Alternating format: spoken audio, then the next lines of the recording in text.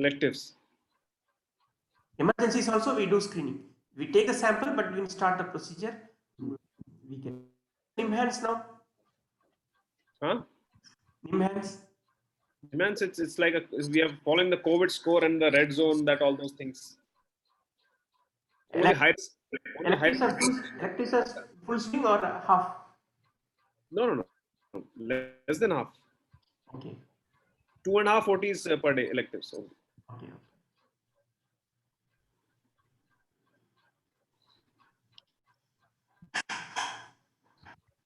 नवनीत जी एक बार डॉक्टर मानस को फोन कर दीजिए, मैं I can't contact him.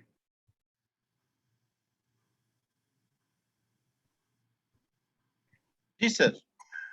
Doctor Manas ही बचे हैं बस, और बाकी सब हैं. हाँ जी sir.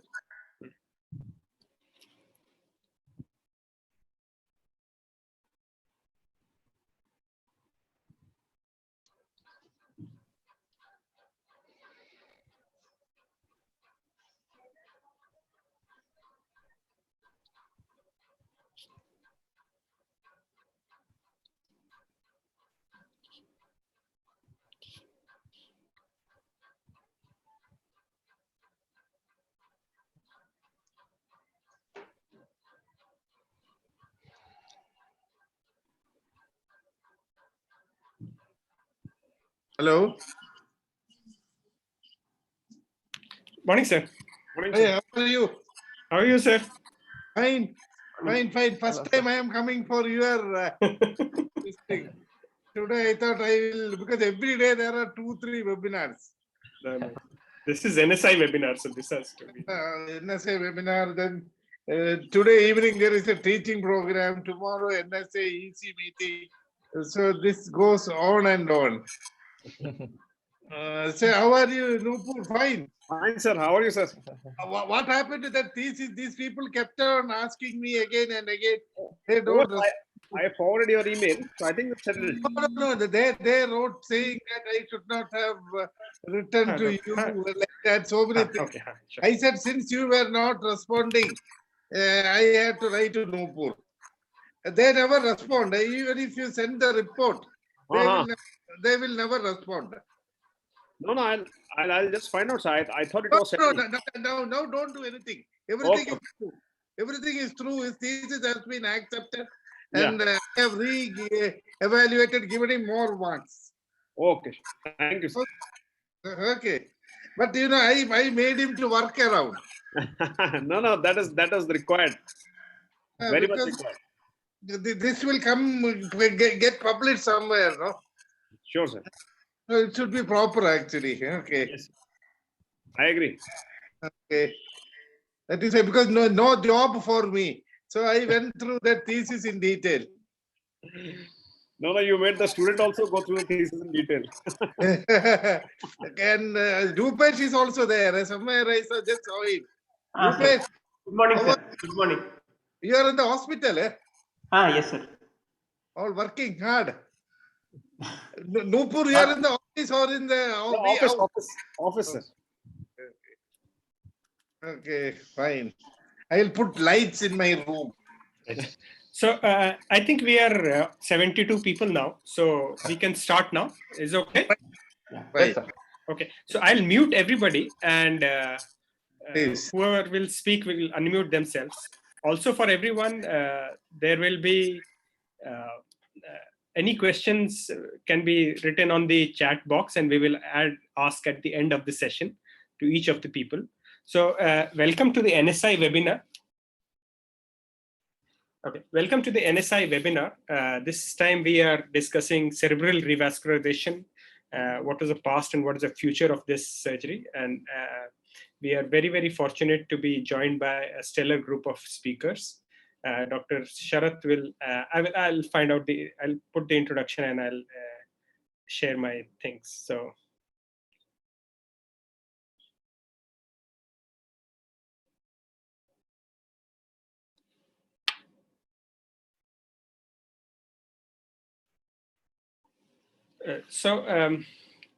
What is the road ahead for cerebral revascularization?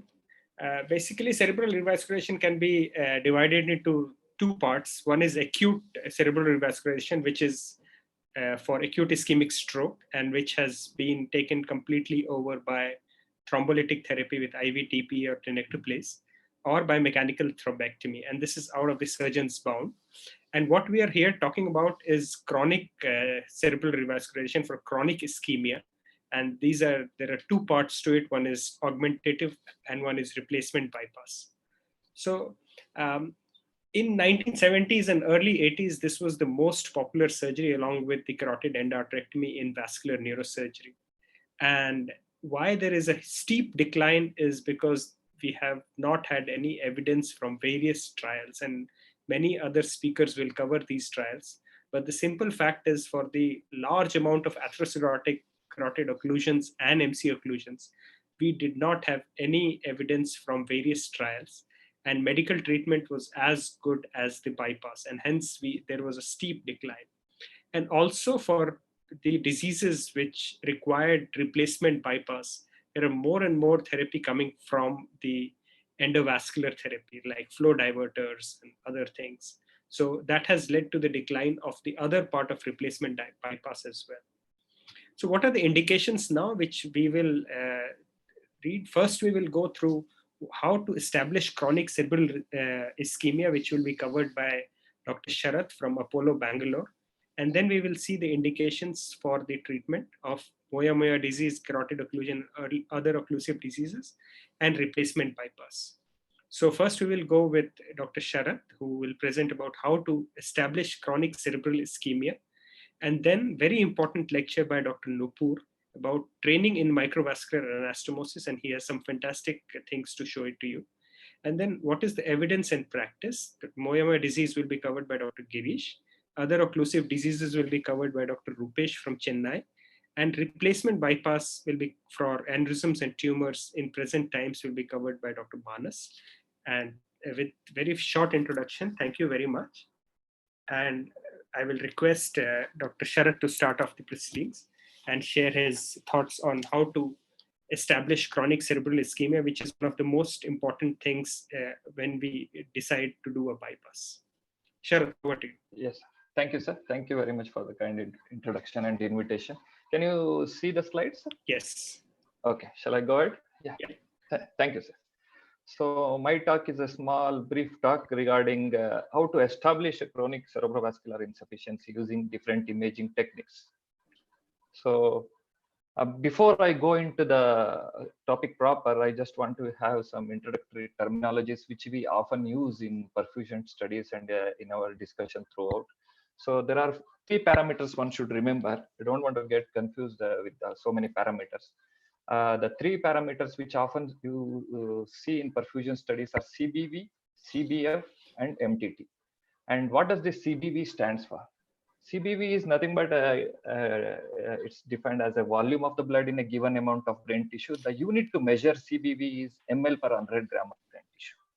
Similarly, CBF, cerebral blood flow, is defined as amount of blood passing through a given amount of brain tissue per unit of time. So here the unit comes, the time comes because it is flow and it is measured in ml per 100 gram per minute. So these are the standard units which we should follow when we are reporting or discussing the cases of through perfusion studies.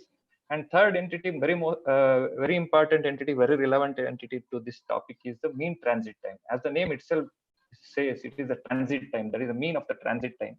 It corresponds to the average time which is measured in seconds that a blood, the RBC, spend within the determined volume of a capillary circulation. It is the time when the blood stays between arterial end to venous end in the capillary circulation. And how do we derive at MTT? We derive by dividing CBV by CBF map. For example, if you see this chart, this is a time attenuation curve which has been drawn from the CT perfusion studies.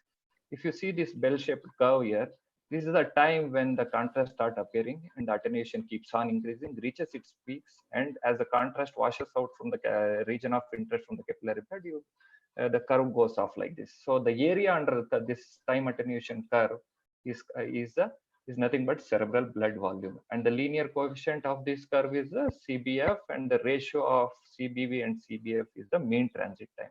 This is a single slide on the introduction.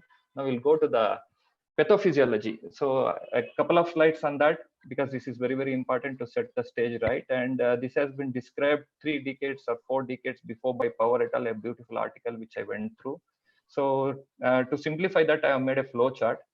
So assume that there is a hemodynamic impairment and reduced CBF. There is reduction in the cerebral blood flow. As we know, when there is a reduction in the cerebral blood flow, the cerebral perfusion pressure drops.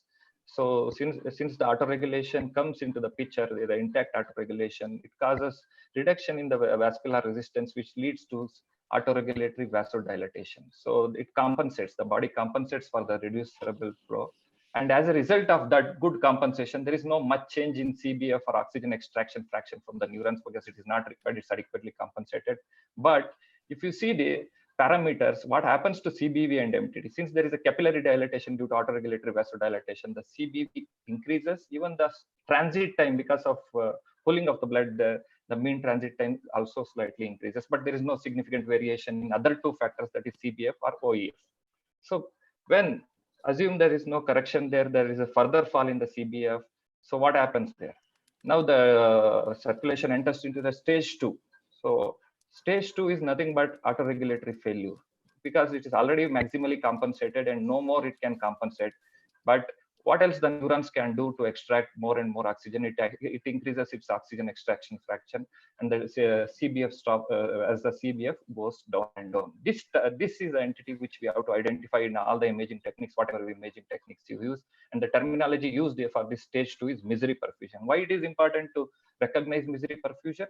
The misery perfusion is associated with 6-fold increase in the risk of subsequent stroke. So it is very, very important. How do we test practically? In our clinical practice, there are 2 agents which are practically used. One is the inhalation of carbon dioxide, which is a potential vasodilator, as we all know. And second is the acetazolamide. These are the 2 agents which are commonly used to challenge this autoregulatory reserve and see whether misery perfusion is there or not. It's whether autoregulatory intact or the failure. So when further, if it fails, if there is no corrective measures done, obviously we end up in end organ damage in the brain. It is ischemia. So this is a brief about pathophysiology. Now, what is cerebrovascular reserve? Cerebrovascular reserve, this terminology is very commonly used across. So this is nothing but it is the ability of the brain parenchyma to adjust the cerebral blood flow in response to altered metabolic demand, as we saw now, or to a vasoactive stimulation like acetazolamide or carbon dioxide. So how well this brain can compensate. What happens if there is a diminished in cerebrovascular reserve? It increases the risk of ischemia and hemorrhage, as we typically see in moyamoya disease, not only ischemia but also hemorrhagic complications. And monitoring this CVR is essential for proper treatment decision making and treatment evaluation as well later. The purpose of the treatment is to, all the treatment and technology, whatever we are discussing, is to improve the CVR in a given patient. How do we evaluate this CVRC? CVRC stands for cerebrovascular reserve capacity. It is an important parameter. There are 2 ways, either direct measures. The direct measurement is through PET, which measures the oxygen extraction fraction. And indirect methods, there are several indirect methods. One is calculating the MTT, that is mean transit time, which I told you. And to advance that, to refine that MTT symmetry ratio, and to determine the degree of cerebral flow reserve, that is through challenge. This is widely used, and I will be discussing more about this challenge test, cerebrovasodilatory challenge tests. There are different modalities there, starting from the PET, which is considered as one of the gold standard, though there are advantages and disadvantages. SPECT, which is extensively used, which I will be telling, that Xenon CT, and which was one of the earliest to come in, and CT and MR perfusions, and advancement in the MR technologies like ASL, currently I will be discussing few slides on that, and transcranial Doppler sonography. Each of them have advantages and disadvantages. None of them are perfect actually, and we will be discussing few. So since Dr. Rupesh is discussing an acetazolamide challenge test as well, especially we will be discussing on oral, I will be just discussing on the general principles of acetazolamide challenge test. As we know, Dimax is a carbonic anhydrase inhibitor. It penetrates very well to the blood, across the blood-brain barrier, and acts as a cerebral vasodilator. It's a reliable predictor of critically reduced cerebral perfusion. In normal brain, what does it do is it causes vasodilatation, increases the cerebral blood flow. But that's what we interpret as intact CVR. In areas of reduced flow in the baseline, like for example, the baseline there is reduced flow and the vessels are already at its maximum vasodilatation. There is no autoregulation to further augment the flow. Then we interpret as a impaired CVR. I will be showing the slides to make it easier. So The gold standard is to do a IV acetazolamide challenge, which we don't get. The standard dose is 1 gram, that is 20 mg per kg approximately. That's how we calculate. This is used. You have to inject this diluted acetazolamide slowly over a period of 2 ml. You take it, draw it in a syringe, dilute in a 10 ml saline, and give it over 2 minutes. Usually, the peak CBF augmentation, peak action comes after 10 to 15 minutes. In general, in a normal population, it increases the CBF by 30 to 60%. And it demonstrates the areas of impaired CVR as the area of decreased acetazolamide reactivity. And CVR, how to calculate this percentage? The CVR, that is cerebrovascular reserve percentage, it's a simple formula. The DIMARC CBF, that is post-challenge CBF, minus resting CBF divided by resting CBF. If you do this formula into 100, this gives the percentage of CVR. How do you interpret this? When do you call it as impaired CVR? And after calculating this percentage, if it is coming less than 10%, then it is called as impaired CVR by acetazolamide challenge. I will show you one slide. This is an old slide from 1989 journal. It's a very important slide because it explains the pattern of what are the types of response after acetazolamide challenge test. This is a Moyamoya disease patient. Here represents the baseline xenon CT picture, and this is the post acetazolamide challenge picture. You can see all the 3 types of responses here very well. For example, the type 1 response. What is type 1 response? Type 1 is are the patients who have normal baseline CBF that increases after acetazolamide challenge, which we expect in a normal brain. For example, if you see the right parietal lobe here, in the baseline it is normally perfused. In the acetazolamide, little bit of augmentation of the flow has happened. Because baseline is good and little bit augmentation is a normal response. But see this bilateral ACA territory. At the baseline, it is significantly hypoperfused. But after acetazolamide challenge, there is good compensation. There is intact CVR in this case. This is called as type 2. Type 2 are the patients having the areas of decreased CBF on the baseline itself, but it shows good response after acetazolamide challenge. Look at this type C response. This is the one. Type 3 response is the one where these are the ideal candidates to do intervention. These are the patients we should recognize and intervene as early as possible. If you see the left parietal lobe, there is baseline reduction in the CBF similar to ACA territory bilateral. But after acetazolamide, there is no further augmentation of the flow. In fact, there is a progressive worsening or it remains hypoperfused. So this is called as impaired CVR. And these are the type 3 responses are the one which we have to identify and intervene as early as possible. This is how it is interpreted. Similarly, in another case, if you see the first slide here, the chronic significant tight stenosis in the proximal ICA in the right side, left side is normal. You can see the right side. These first 2 images are the baseline and third is the post acetazolamide challenge. There is no augmentation at all even after acetazolamide challenge because these are the cases who have poor collaterals. So there is not good compensation. These are the one which we should intervene. This is classical example of impaired CVR. Look at this, a similar case, but on the contralateral side, significant stenosis. The baseline is good, augmentation is good, there is no reduction, so everything is fine. So this is because this patient have good Willis in collaterals, probably the pictures are not there, but these are the one who do well even with conservative, but these are the one which we have to intervene early. One slide about xenon CT, because we see a lot of theories about this. This is the earliest one which came. Actually, xenon is a radio-opaque, inert, non-radioactive gas, which is highly lipid soluble. That's why it's used. Since it is highly lipid soluble, it crosses the blood-brain barrier and used as a perfusion indicator. This xenon CT, they give the xenon gas to inhale and do a quantitative evaluation through automated computation. Half-life is very short. It allows multiple execution of exam over a time. You can repeat the study frequently in a single day, and it can be done in the bedside as well using mobile CT scanner. So that was the advantage, but we have come forward after that. So we now most important and most widely used is the SPECT perfusion. But we can't use all the radiopharmaceutical agents for the SPECT. There should be a special property for the SPECT perfusion study. The tracer should have special properties which can make it eligible to do a SPECT perfusion. And there are 3-4 agents which are often used. One is iodine-123 IMP, HMPAO, technetium-99 HMPAO, and ECD. Why these 3 agents are most often used? Because they should have a special properties of crossing the blood-brain barrier, and the extraction must be independent of the blood flow. That is very important. And should be retained long enough to perform imaging. It should not wash out immediately, so that before we do imaging, it should not wash out. Initial distribution should be proportionate to the regional blood flow. So all these criteria should be fulfilled so that SPECT can be used, and it is well known that how we use it. I will show you the images few of the cases. But the problem, what is the problem with the PET perfusion? Although the spatial resolution, so you see these images, you can't detect the anatomy as clearly as other imaging modalities. The spatial resolution is very, very low as compared to PET and other modality. But the advantage is that SPECT is significantly cheaper, more available, and the tracer's half-life is longer, and no cyclotron is required for their production like PET scans. That is the biggest advantage. There are a few studies which have compared PET and the SPECT. Here I have taken one article to compare the water PET and the technetium-99 SPECT studies. They have done 18 studies. They have done a pre-acetazolamide, post-acetazolamide, and derived a CVRC map.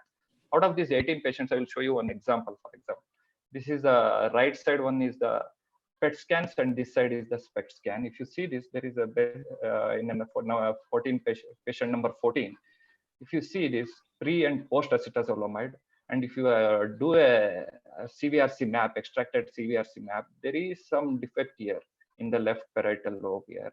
But the same patient, when he underwent a SPECT study, the CVRC was intact, but it was impaired here. So there is some advantage of water PET which enables detection of impaired CVRC in considerable fraction of symptomatic patient as compared to SPECT. But there are several other advantages of SPECT like easy availability and easy to do, cheaper. And hence this, for all practical purpose, most of the people use SPECT more than water PET, which is considered as gold standard. Coming to a very important imaging modality in the MRI is the arterial spin labeling perfusion. What is this arterial spin labeling? There are several perfusion techniques in MRI. One of the perfusion techniques is ASL. The advantage of this ASL technique is we don't give any contrast agents. What is the basic principle in ASL? Very simple, easy. If you see these images here, what does they do is, initially at the skull base where the blood enters to the brain, before they enter into the brain, at the skull base, they magnetize the protons of the blood. So what that terminology used for that is called labeling. So they do a labeling at the skull base, give some time so that it can travel to the brain, and then you can image the brain. So what is that delay is called as post-label delay. So initially they label the water protons in the skull base before they enter the brain. They give some delay, classically 1.5 seconds, and then they acquire the brain images. And then they subtract and derive a perfusion weighted imaging map. This advantage is that it gives absolute cerebral blood flow map. It doesn't give any other parameters, no CBV, no MTT, nothing, only CBF maps. So, and the advantage is that it combines the property of angiography as well as the perfusion in a single page. And with the advent of higher Tesla MRI, the resolution with the different techniques, with the modifications, we are evolving and we are getting better images nowadays. But pertaining to this specialty, like this subject, there is a criticism to the ASL, especially when you are doing in Moya or the critical steno-occlusive diseases. What is the critique about this is in steno-occlusive diseases, since imagine there is a Moya case, the arterial transit time is delayed. If you label, for example, in this picture, if you see, there is a normal label of skull base, and you give some delay, classically 1.5 seconds for a normal circulation. But in steno-occlusive diseases, it doesn't reach in that time. It takes some delay. There is some delay because of the distal steno-occlusive disease, but there will be good collaterals, dural collaterals. So the protons reach from the alternative pathway. This takes some time. So if you calculate these ASL parameters using conventional imaging parameters of ASL, which we do routinely, you will underestimate the tissue perfusion. So there are corrections. What we can do in this is, there are several papers on that. I will show you a few images. Delay this post-delay labeling. So you can delay the acquisition. If they are acquiring the after 1.5 seconds, you can delay by 2.5 seconds. Then you give adequate time for the compensation to happen so that you can see the real picture rather than underestimating the perfusion. For example, see this slide, very simple slides. This is a case of left ICA occlusion. It's chronically completely occluded. Ignore this small infarct, which is incidental on the right side. This is a diffusion weighted image. MRA, very good MCA on the opposite side, though ICA is not seen on the left side. These are the flare images. This is the classical ASL picture. The post labeling delay is 1.5 seconds, and it shows a lot of hypoperfusion, reduced CBF entire hemisphere, entire left MCA territory. But the only thing is that instead of 1.5 seconds, they have delayed just 2.5 seconds. Once you can delay, they want to see the good compensation. So you can unnecessarily avoid these false positive values by tweaking the parameters. You can, so it has been well studied, and there are several papers which are on that. So you have to just modify in such cases. You can overcome the disadvantage of that. That is called as arterial transit delay. This is a gold standard to compare pre-acetazolamide and post-acetazolamide. It doesn't show any impaired CVR here. So that's what the post delay also showed. Unlike this case, there's a chronic CA stenosis. There are deep watershed territory, which indirectly evidence that it is hemodynamic insufficiency in the diffusion weighted images. These are the flare images. You see that 1.5 second post labeling delay ASL. There is big perfusion defect in this, including the posterior frontal and the entire superior temporal and parietal area.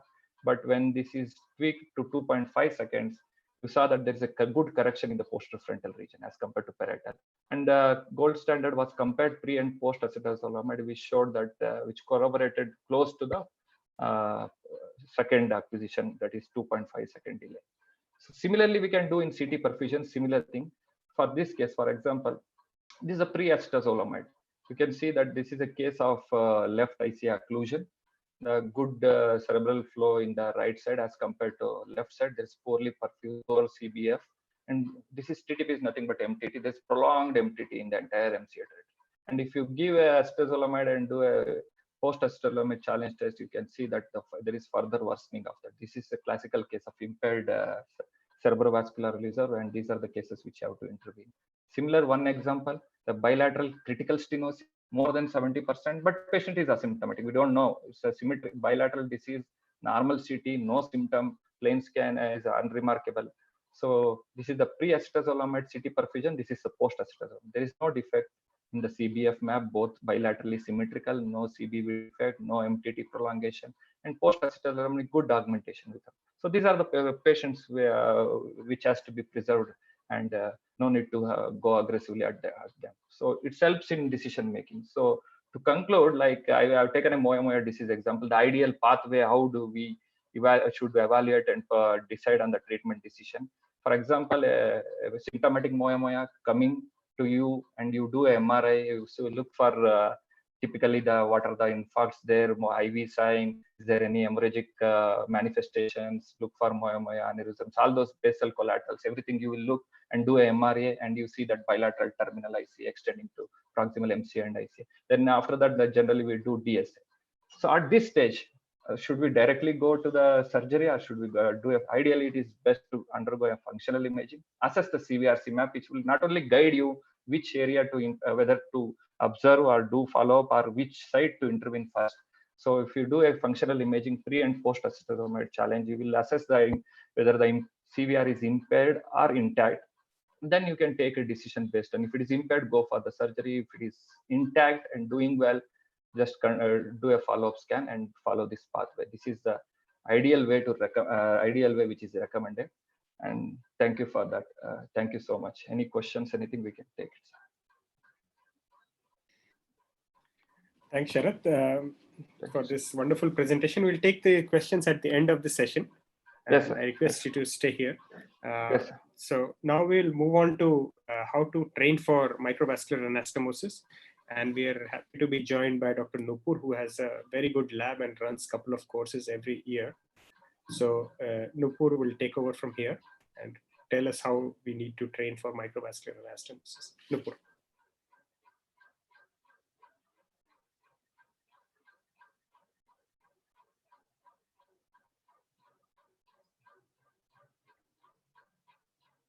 Dr. Partosh, it's a pleasure to be here. And without further delay, we'll start this topic, this training program for microvascular anastomosis. It has long been the need of the hour, but there are not very much discussion happening on this topic. So we just share with you our work for last 4 or 5 years on this with this presentation. As we all know that microvascular anastomosis is a technically difficult procedure, and usually what most of us have done, that did our microvascular training after we got our neurosurgical degree. And there's no doubt, all of you will agree, that there is a lack of a standardized training program, especially in neurosurgery. There's no doubt that training is required, and let's see what do we have for training. We have basically the modalities are divided into a dry lab and a wet lab. Dry lab consists of tubes of various diameters, glove model, gauze pieces. Obviously, we have to do all this under microscope. They are good, but they have their limitations, as all of you will agree. And then there is a wet lab. In wet lab, there are dead models, and then there are live anesthetized animal models. Among the dead models, we have the chicken wing, chicken thigh, which are fairly good. Placenta, I have not personally used, but apparently it is quite good. However, there's no doubt, and all of you will agree, that the live anesthetized animal models is the gold standard, simply because I would highlight just 2 points here. One is very basic thing, that you can check your patency of the anastomosis in a live anesthetized animal, and that gives the most amount of confidence in training. The second thing is, in addition to just anastomosis, you can also practice vessel dissection and how to learn to handle these vessels and soft tissues there, which is very important, not only for just for anastomosis skill, but also for various other skills, like simply for your handling of the arachnoid in the brain. So I started my training in 2010 in the lab at NIMHANS, and we were very fortunate to have Dr. Partosh that time with us, and we did this publication in 2016, which is my experience with 64 rats in the initial training part, and we compared our results of immediate versus delayed patency in 64 rats. Subsequently, we published another article in which we established this training model of using both rat femoral vessels for training in the most difficult, so-called most difficult technique of side-to-side vessel anastomosis. And again, Dr. Partosh was part of this.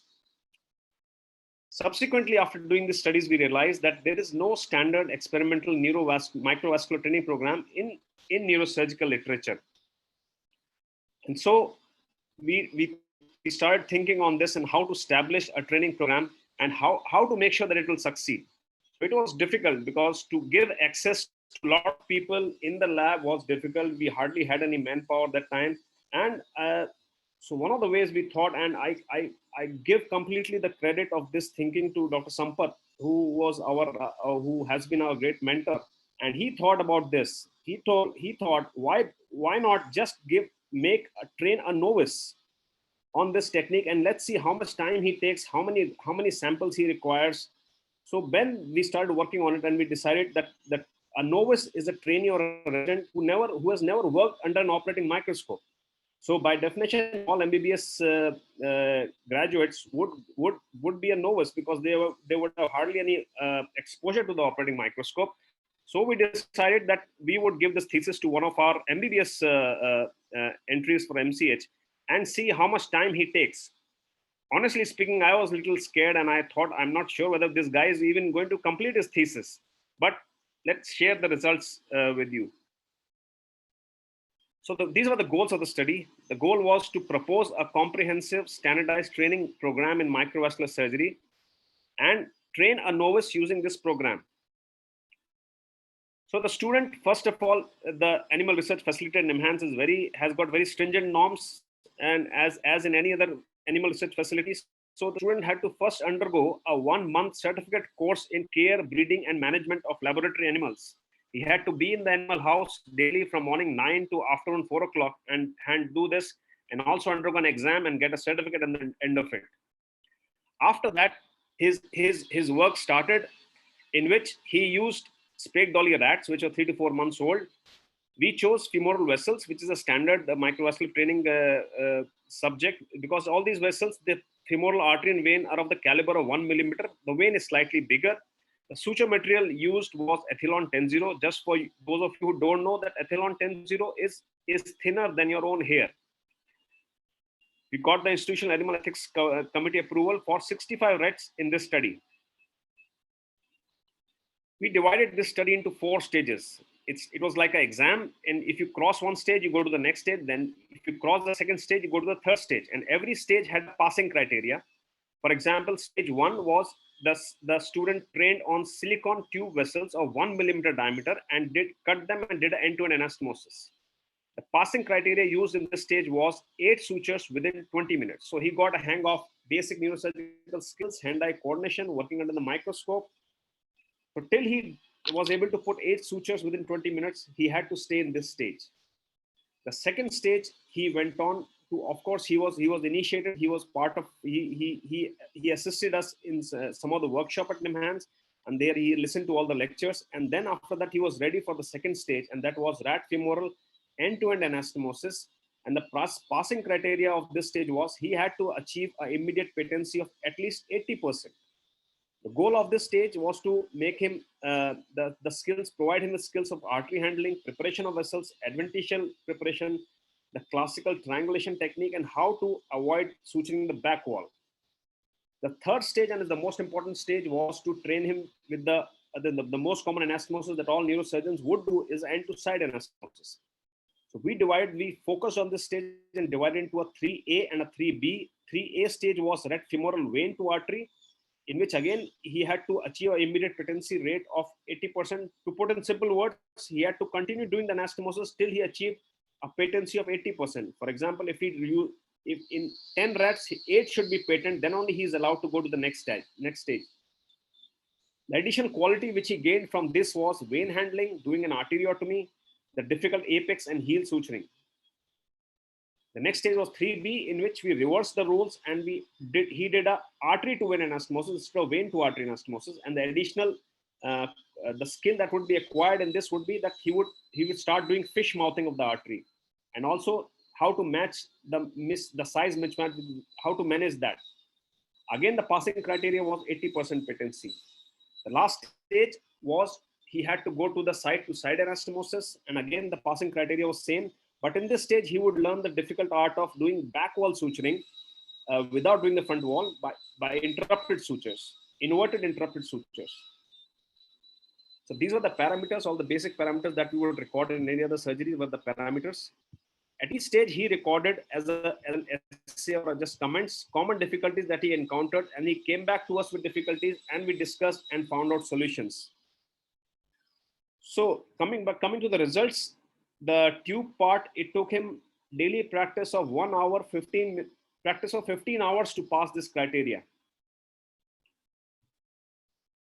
Coming to the second stage, the rat femoral end-to-end artery anastomosis, he required 20 rats to achieve a 80% patency. Initial, all 5 or 4 of his rats were not patent. Subsequently, 16 of the next 20 rats were patent, and that gave him the patency of 80%, and thus he qualified to go to the third stage.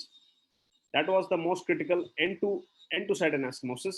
The first stage, 3A, he required only 10 rats instead of the 20 rats in the previous stage. And in the stage 3B, that came further, the numbers further came down to 5 rats to pass the stage 3B. And stage 4, which we thought to be most difficult. In fact, he just required 4 rats. He did overall 5 rats and had 100% patency in all the rats in side-to-side anastomosis. So for the animal lovers, he saved 25 rats. His designated number of rats was 65, but he was able to finish the study in 40 rats. There was no neurological deficits, hind limb dysfunction observed in any of the rats. This was some of the data.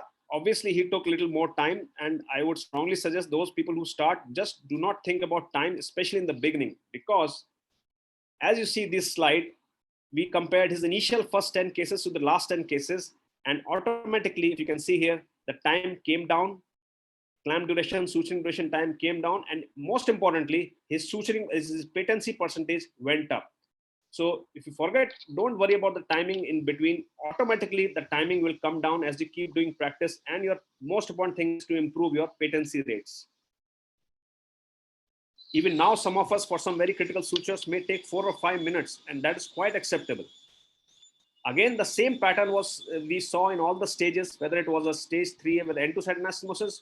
As the time passed, his durations, clamp duration, suturing duration came down, and patency rates continued to rise.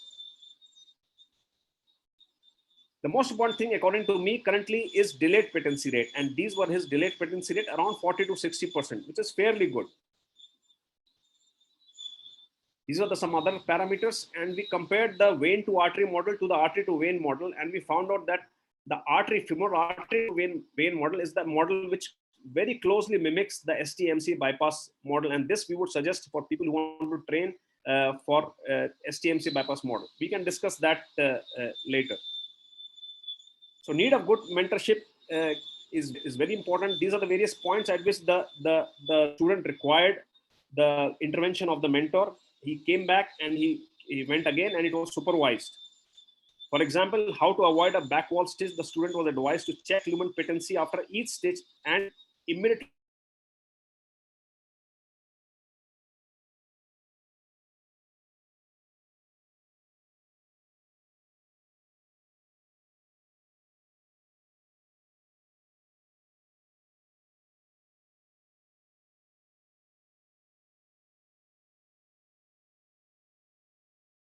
Not And of course, the thing has probably some power cut or whatever.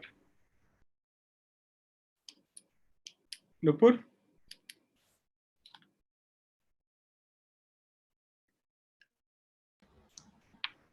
either the connection is bad or his audio is gone. I don't know. Sir light चला जाता है कभी-कभी. I think वही हुआ है.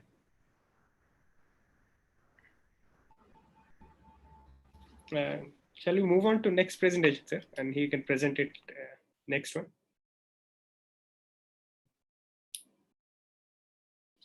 हाँ आ गया. Nupur?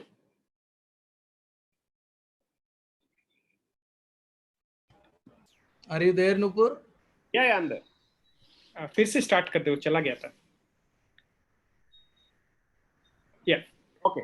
So just in case people are wondering why we use the 80% criteria, there have been previous attempts by not our neurosurgical colleagues, but microsurgical surgeons to have a similar program, a training program, in which it is very standard to use 80% patency as a passing criteria in every stage. So just for one of the examples of a MRCP program used in Japan.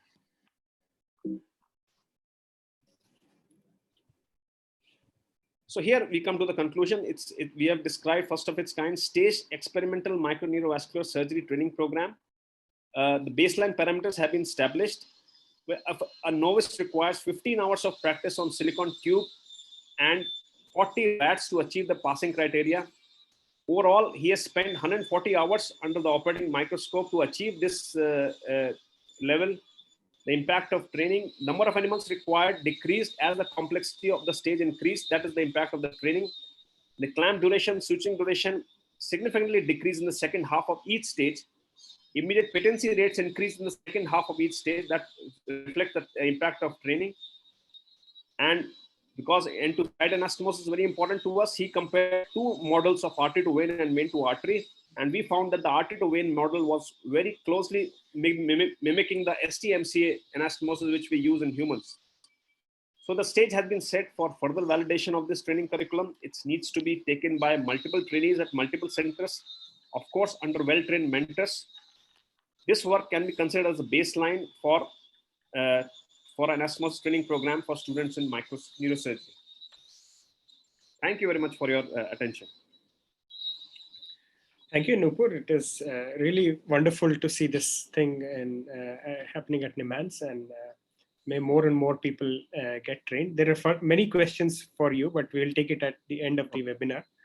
And I will request Dr. Girish to now present his talk on cerebral revascularization, ischemic disease indication present and future. Dr. Girish from KMC Manipal, please.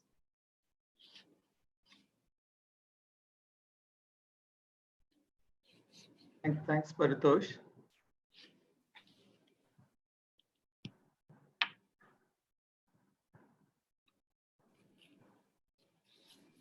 So is my screen seen? Yes. Yeah. Okay. Thanks, Paritosh. Thanks, Dr. Deepujari and NSI for this opportunity. So now with Sharath having completed the investigation part and Nupur having trained you on to how to do an anastomosis, the rest is quite easy. So I'll just run through, like Paritosh had earlier mentioned, we are kind of subdivided our discussion between me, Rupesh and Manas, and this is how we are going to do that.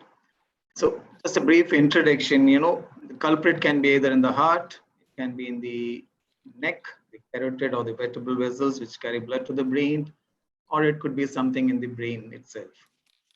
Now the heart is not in our domain. carotid is definitely in our domain, but that is a topic for webinar on another day. So what we would be concentrating is on surgery for cerebral revascularization pertaining to vessels inside the brain. And here again, as Paritosh earlier highlighted, we have three main indications. One would be intracranial atherosclerosis. Again, he told about chronic occlusion, but now I guess a lot of studies about acute emergency urgent STMCs are also coming around. That is something which we need to be thinking about in the future. Anyway, that would be covered by Rupesh. And iatrogenic occlusions, as we do for giant aneurysms or for some big tumors, skull-based tumors engulfing the vessels, bypass surgery prior to taking out those tumors, that aspect would be covered by Manas. So that leaves me with Moya disease, and that is what I would be highlighting the next 10 minutes or so. A riddle wrapped in a mystery, but fortunately a lot of this mystery is getting unraveled and relatively fast. So I will try to answer the questions in the usual manner: what, why, how, and when. So what happens? There are two events which happen inside the vessels. The first part is an obliterative vasculopathy. As you can see here, the vessels get occluded. On the left side, you can see the IC has got occluded. So that is obliterative vasculopathy. And then there is a compensative proliferative vasculopathy, which manifests as your Moya vessels. So this is the intracranial supraclinoid IC, which characteristically gets stenosed, and then you have this Moya blush of vessels, which come as a compensatory. Now, why does this happen? Well, anything under the sun has been implicated: virus, genes, autoimmune, so forth. I won't go into that again because that itself is a topic of research, and the conclusion isn't well known yet. But we know that Moya sometimes it is associated with a lot of other conditions like head injury. It can follow it can be associated with some autoimmune diseases. It can follow meningitis. It's seen in patients with neurofibromatosis, following radiation, Down syndrome, etc. So still don't know whether it's a causation or is an association.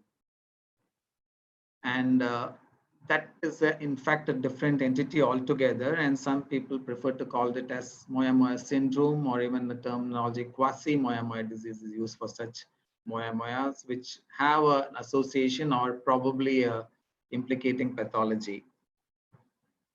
Who is affected? Females more prone, and we all know that it was always a disease of the Orient, the Japanese, the Koreans, and so forth, but now the West and India, we are catching up. Probably we have been diagnosing it more often nowadays. But what is more important is to know that there are two peaks, one in childhood and one in middle age, late middle age. Now, how does it manifest? The vessels are occluded, so the obvious pathology would be an infarct and ischemia. And it is more common in children. The ischemic presentation is more common in children, and characteristically, you know that when children cry, that is the characteristic presentation that has been mentioned. But of course, what is more intriguing is bleeds. So now that is an interesting phenomenon. When the vessel is occluded, why should it bleed? In fact, it's acceptable. You can understand the pathology, but why does it bleed? Now, the explanation given for that is one, there could be small microaneurysms in this Moya vessels, especially in the choroidal and the thalamic perforators. And as such, this Moya vessels are so fragile, and when they cannot compensate for the increased demands, there is always a chance that they might just bleed and give way. And of course, now, especially in Japan, where a lot of familial screening is taking place, you have a lot of patients who get detected, asymptomatic patients who get detected with Moya disease, and that becomes a challenge because we are still not sure as to how we should intervene in them. Now, how do we diagnose? I wouldn't go into that because Sharath has kind of explained it so beautifully. Essentially, we need to appreciate and establish that the ICA is occluded, the MCA or the proximal MC and AC is occluded, stenosed, and there is this blush of vessels, the Moya vessels. So that needs to be identified. And of course, surprisingly, in the Japanese criteria, bilaterality has also been implicated as an essential part of definitive Moya diagnosis. And in its absence, they generally prefer to call it probable Moya disease. So that makes it another vexing problem in moya moya is sometimes you get patients with unilateral moya moya disease. So is unilateral early bilateral? That is another prop question for which we are yet to have an answer. Probably yes, probably all unilaterals gradually progress to become bilateral. How do we grade them? Now the Suzuki grading is what we have all been learning for so long. And you have the 6 stages of Suzuki grading, narrowing, initiation, and so forth. Surprisingly, that doesn't have much relevance to the presentation as well as to the prognosis. So slowly that staging is losing its relevance. And in fact, we have this new Berlin grading system, which was introduced a year before in 2018 by these 2 masters in cerebrovascular revascularization surgery, Kurudo and Peter Wajewski. So it involves all 3, DSA, MRI, and CVR. And as for all grading systems, there is a point scoring system also. Now, it is just in its infancy or nascency, and we don't have many studies which have used this grading system, but of the available studies, this is how it scores over the others. DSA, MRI, CVR, the sensitivity and specificity for this grading system is much higher in terms of clinical presentation. Now, I wouldn't take time with this slide because it has been so well described by Sharath. Just wanted to highlight that this stages of CVR probably is where we are important. We need to look into stage 1, B, and 2. That is where probably an indication for intervention is required, especially in asymptomatic moya moya, which I would be coming to later. Now, why to treat? In fact, as we were residents, and Dr. Suresh Nair, who is participating in this meeting, would remember whenever we used to diagnose moya moya disease, and that used to be very occasional, the question used to be asked is why intervene? Because nature is already providing a solution. A vessel is getting occluded and a compensatory mechanism is taking place. So why should we intervene at all? And in fact, this study, the first study from the Department of Neurology, Sri Chitra, in fact, kind of underlined this observation by finding that the medically managed or the conservatively managed group, the incidence of events was less. But that is an isolated study, I would say, because if you look at all the natural history studies, the most of them which have come from Japan and earlier, and this one which is published from North America as late as 2013, clearly show that untreated, there is an annual risk of ischemia of around 13 to 14% and a risk of bleed of 2%. It's more in females as well as in smokers. So there's no doubt about the fact that we need to intervene. And in fact, this is the Ministry of Health and Welfare of Japan guidelines as to when to intervene. Repeated clinical symptoms due to ischemia, or a decreased regional cerebral blood flow, vascular response, and perfusion reserve. And that applies to asymptomatic moya moya disease patients. When you find an incidental asymptomatic patient, as CVR studies show that there is a definite impairment of some blood flow, we need to intervene. Now we come to how to treat. Now we have decided that they need to be treated. How to treat? Then again, there is a dilemma. We have different multiple options, essentially between surgery and medical option. But within surgery, we have 3 options. We have direct vascularization, we have indirect vascularization, then we have combined, where we combine both, and then of course medical option. So let us just reaffirm and confirm why we need to operate, why surgery is definitely indicated. We'll start with hemorrhagic moya moya, because that is the only condition where there has been a randomized control study through the Japanese adult moya moya trial. In fact, for asymptomatic as well for ischemic moya moya disease, what we have is multiple meta-analysis, but we do not have a randomized control studies, and definitely RCT's value is much higher. So for hemorrhagic moya moya, we definitely have RCT, but what I'm showing here is meta-analysis, which shows that lower down conservatively treated, risk of repeat episodes is 6.4. With an indirect revascularization, it comes to 4.7, and when you do a combined or a direct, the risk of re-bleeds come down to 3.2%. This is again meta-analysis, but what is important and most important is the Japan adult moya moya trial, which categorically proved that the risk of hemorrhage comes down from 8% to 3% in the surgical arm. So I guess that leaves us without any doubt that surgery is definitely indicated in hemorrhagic moya moya disease, and probably how it works is it decreases the stress on the fragile moya vessels. So when you augment the blood circulation to the brain, the stress on the moya vessels which are fragile, the stress on them comes down and the incidence of bleed comes down. Coming to ischemic moya, as I told earlier, we do not have any RCTs, but we definitely have multiple meta-analysis. And again, what I show here is the incidence coming down from 4 to 1.3%. But this is the study which I wanted to highlight, which is published in 2018, as you can see here. Meta-analysis of surgical outcome of symptomatic moya disease in adults. Here you see in this forest plot, all on the left side of one towards the surgical arm, only one study crossing the midline. So definitely it proves that surgery reduces the incidence of ischemia even in ischemic moya disease. Asymptomatic moya disease, as I said, is a controversial topic, but the few studies which are available definitely show that the risk of repeat events, not repeat, of course, they do not have any events, asymptomatic. The risk of having any event comes down with surgery. So now we know that surgery is definitely better than medical or conservative arm.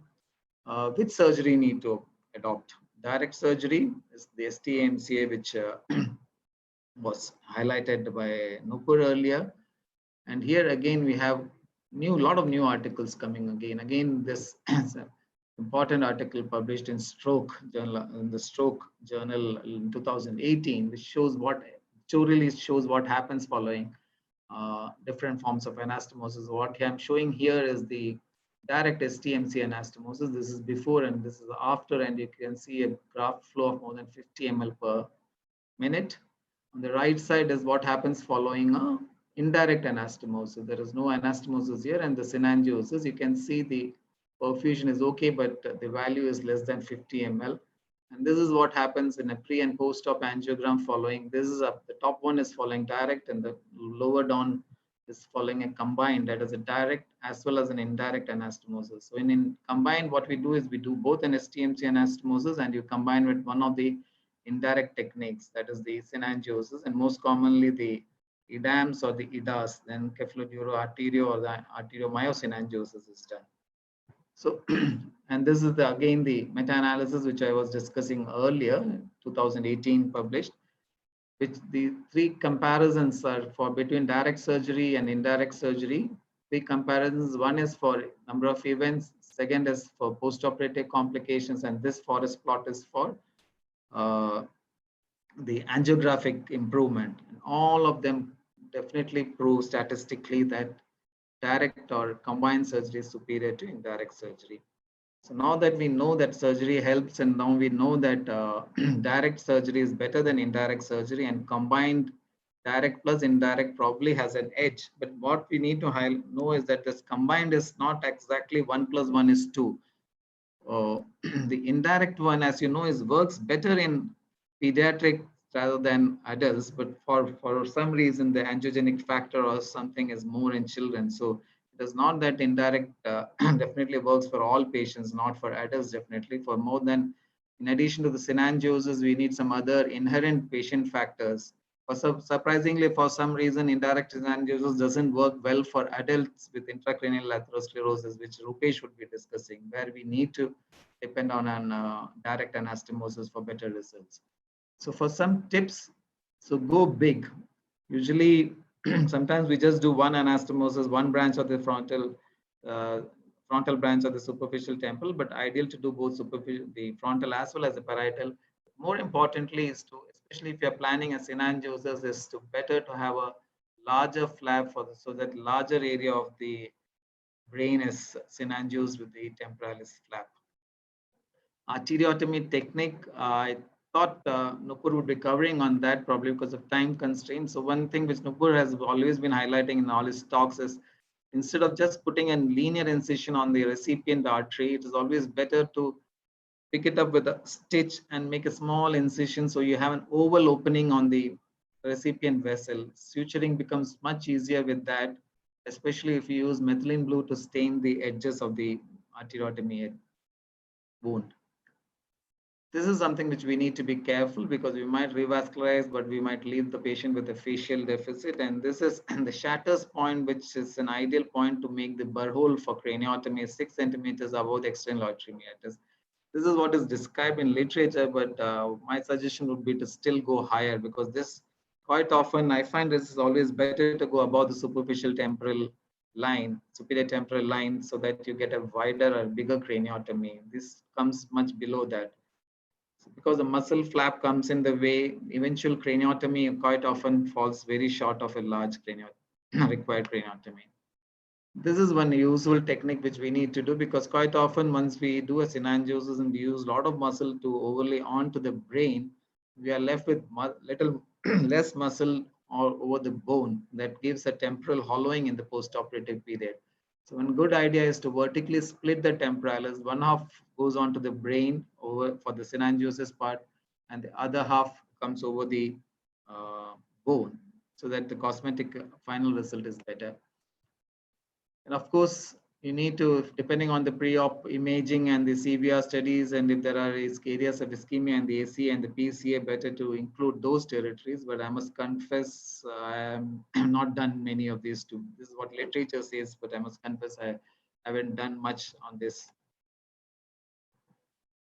The scalp necrosis, this is something which we used to have initially in our series in Sri Chitra earlier, when we used to, in the process of dissection of the superficial temporal artery, we used to go very close to the scalp, and we had a lot of patients who used to have scalp necrosis following surgery.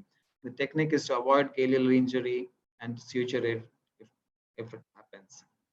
Then always all the scalp, the skin, and especially the middle meningeal vessels in the dura, we need to preserve them, because they all add to the vascularity to the brain. So in the process of doing craniotomy and exposing, we should not compromise on the already existing vasculature to the scalp and the vault. That is something which we need to be careful. Middle meningeal artery needs to be preserved. Now, a word about perioperative stroke, which can happen. I'm sure we need a good neuroanesthetist to help us to prevent that there's a drop in PCO2 during surgery. So we need to maintain a good ETCO2. But generally, there are some preoperative indicators as to which patients are likely to develop perioperative stroke, those who have already had multiple events before and with multiple infarcts, visible infarcts on the scan. Hyperperfusion injury, fortunately, I do not have much personal experience with that. We do not have many patients with this, but the incidence ranges to almost 1/3 of all patients. But fortunately, they recover well with conservative measures. So just 2 words about this quasi-moyamoya disease, which I was talking about. Those are moyamoyas which are associated with radiation, meningitis, or Downs, and so forth. Do we treat them different? In fact, no. I guess if they are symptomatic, we need to follow the same protocol as we do for the standard classical moyamoya disease. And this is something which I talked about. Is unilateral early bilateral? Do all unilateral moyamoyas proceed to become bilateral? We do not have a definite answer as of now, but indications are that probably yes. And there are some predictors which suggest that probably they're going to, there's one with family history following radiotherapy and so forth, which is seen on the slide here. So with this, I would conclude. Just one word about rescue operations. What do you do when a patient comes with a failed surgery? You're done as combined, maybe a combined surgery, and then they come back with recurrence of symptoms, and the studies show that your revascularization hasn't helped much to improve. Then we need to think of a higher flow bypass in terms of a venous or a radial artery graft, preferably a radial artery, not a high flow saphenous graft. What is suggested is radial artery bypass from the EC to IC. I guess with this, I will be happy to take any questions after this. Thank you.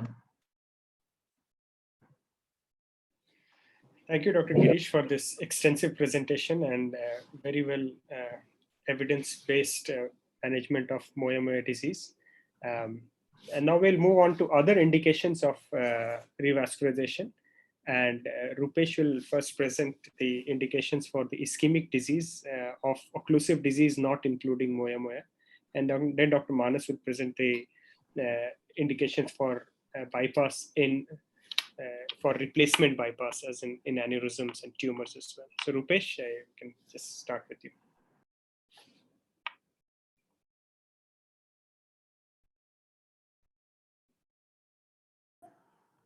So I thank Dr. Paritosh, Dr. Deo Pujari sir, and NSI for giving this opportunity to speak on this. It's a very quite a controversial topic. We had a good introduction by Dr. Sharath of evaluating these diseases, and Dr. Girish in Moya and Nupur on training on this aspect. Now I'll go for this a very controversial thing. Is there a role for bypass in adult ischemic stroke? So as we see the data, this is a pooled data from India. So there's a significant incidence of extracranial and intracranial carotid disease contributing to stroke.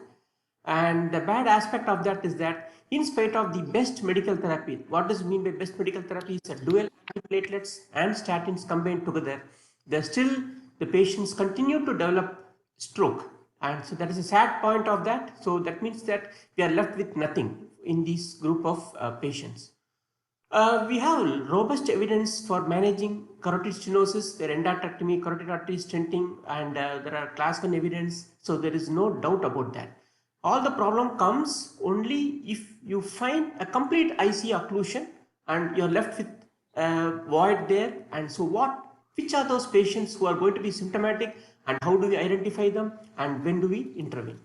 So the current evidence for even this group is that you continue the best medical therapy. But unfortunately, as we all know, that medical therapy is only to prevent a thromboembolic stroke, and it is not to prevent a hemodynamic stroke. The most of the strokes in these type of occlusion, they are hemodynamic and not thromboembolic, and that is why your medical therapy is going to fail in some subset of patients who have poor collaterals and poor circle of Willis connections. But do we have an evidence for that? So the answer is no. So we have a trial which was, though there was very early enthusiasm in managing these patients, with an STMC trial in 1984, damaged all that and told that there is no role of STMC bypass in these carotid stenotic occlusive diseases. But there was a time when there was not much of PET, the PET oxygen extraction fraction was not considered, and it was probably an early conclusion, and generations of neurosurgeons after that had given up doing these procedures, and the patients are just managed with medical treatment. But subsequently came a cost study in 2011, which was published. Again, it showed that there is no proven benefit of STMC bypass in atherosclerotic occlusion. But what is cost study and what is the inference of that? If you see that it was a prospective multicentral RCT, and it assessed whether STMC bypass plus medical therapy was superior to just medical therapy alone in stroke prevention or patients with ipsilateral to contralateral hemispheric oxygen. So they took PET scan and oxygen extraction fraction more than 1.13, and which Dr. Sharath discussed earlier. So those patients they tried. So the results were the ipsilateral stroke rate was less in the medical group, 2% versus 14.5. That was higher in the surgical group. So that's the conclusion. So the bypass surgery were not beneficial, and medical therapy is just sufficient to prevent strokes. But the reality is that what really went wrong? How did this conclusion happen? So there's a subsequently published cost study showed, though there are high patency rates in these patients, it improved but did not normalize cerebral hemodynamics. But why this results came was that if you see the early perioperative stroke was 15%, and that made the surgical arm stroke, the risk was 22.5%. So the early perioperative means the first 48 hours. So if you take the subsequent studies, subsequent days, the risk of stroke was much lower. So that means that if you eliminate the first 2 days, that means if you eliminate the perioperative stroke, the surgical arm had much better results in preventing stroke than in medical. So that was the fallacy in this study. So that faced criticism because of this issue, and hence if you see that the subsequent data showed that the surgical arm in fact do prevent strokes than the medical group. So the other Japanese trials which was working on it on a STMC called the JET trial, and it showed that the STMC bypass, the risk of stroke is much higher in medical managed patients, that you can see that the 3 times better results in a surgical group than medical group. So thus now we have a varied results, and really we need to put our heads down and see what's really happening and how do we identify these patients. Now I'll just show you this example of this patient who came to us with a dense hemiplegia of the left side, and this was a massive infarct as you see, and this patient was on medical treatment, and we took this MRI of this patient which was 1 year back, and we could see multiple rosary type of watershed infarcts and a complete IC occlusion 1 year back. She was on medical treatment and finally she died up. Now the question is, if we would have intervened her at this stage 1 year back, would she would have really resulted in a major stroke like this? The question is unanswerable. It's not one example, many instances you see. So you see that a large IC occlusion, and you continue to see multiple these type of watershed infarcts. You see AMC occlusion, you see a periventricular infarcts. These are all not acute, they are all chronic occlusion. And the question is that should we intervene these patients, and whom to intervene? Who are those candidates? So Dr. Sharath had beautifully done some good radiological assessment studies. So I want to just highlight. So what are the soft radiological? Most of these patients come with an occlusion and they come with some watershed infarcts, but the soft radiological signs is the one which we need to pick up. The internal border zone infarction. So whenever you see something like this, they are probably going to get a stroke some point or other.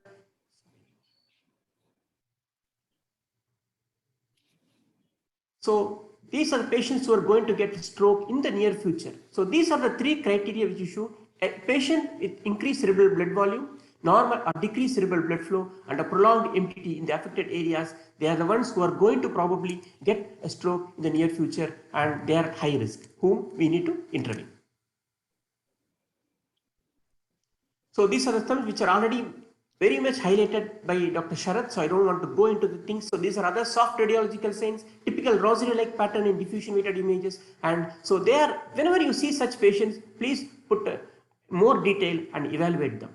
But what we do next step is that we do acetazolamide challenge in most of these patients. Unfortunately, the intravenous acetazolamide, which is done elsewhere, apart in other world, it is not available in India. So our DGCA has not approved the use of intravenous acetazolamide. So what we do is an oral acetazolamide challenge. So what does acetazolamide to do with your perfusion? So in a normal subject, if you give acetazolamide IV, after IV 10 to 15 minutes, there should be an increase in cerebral blood flow.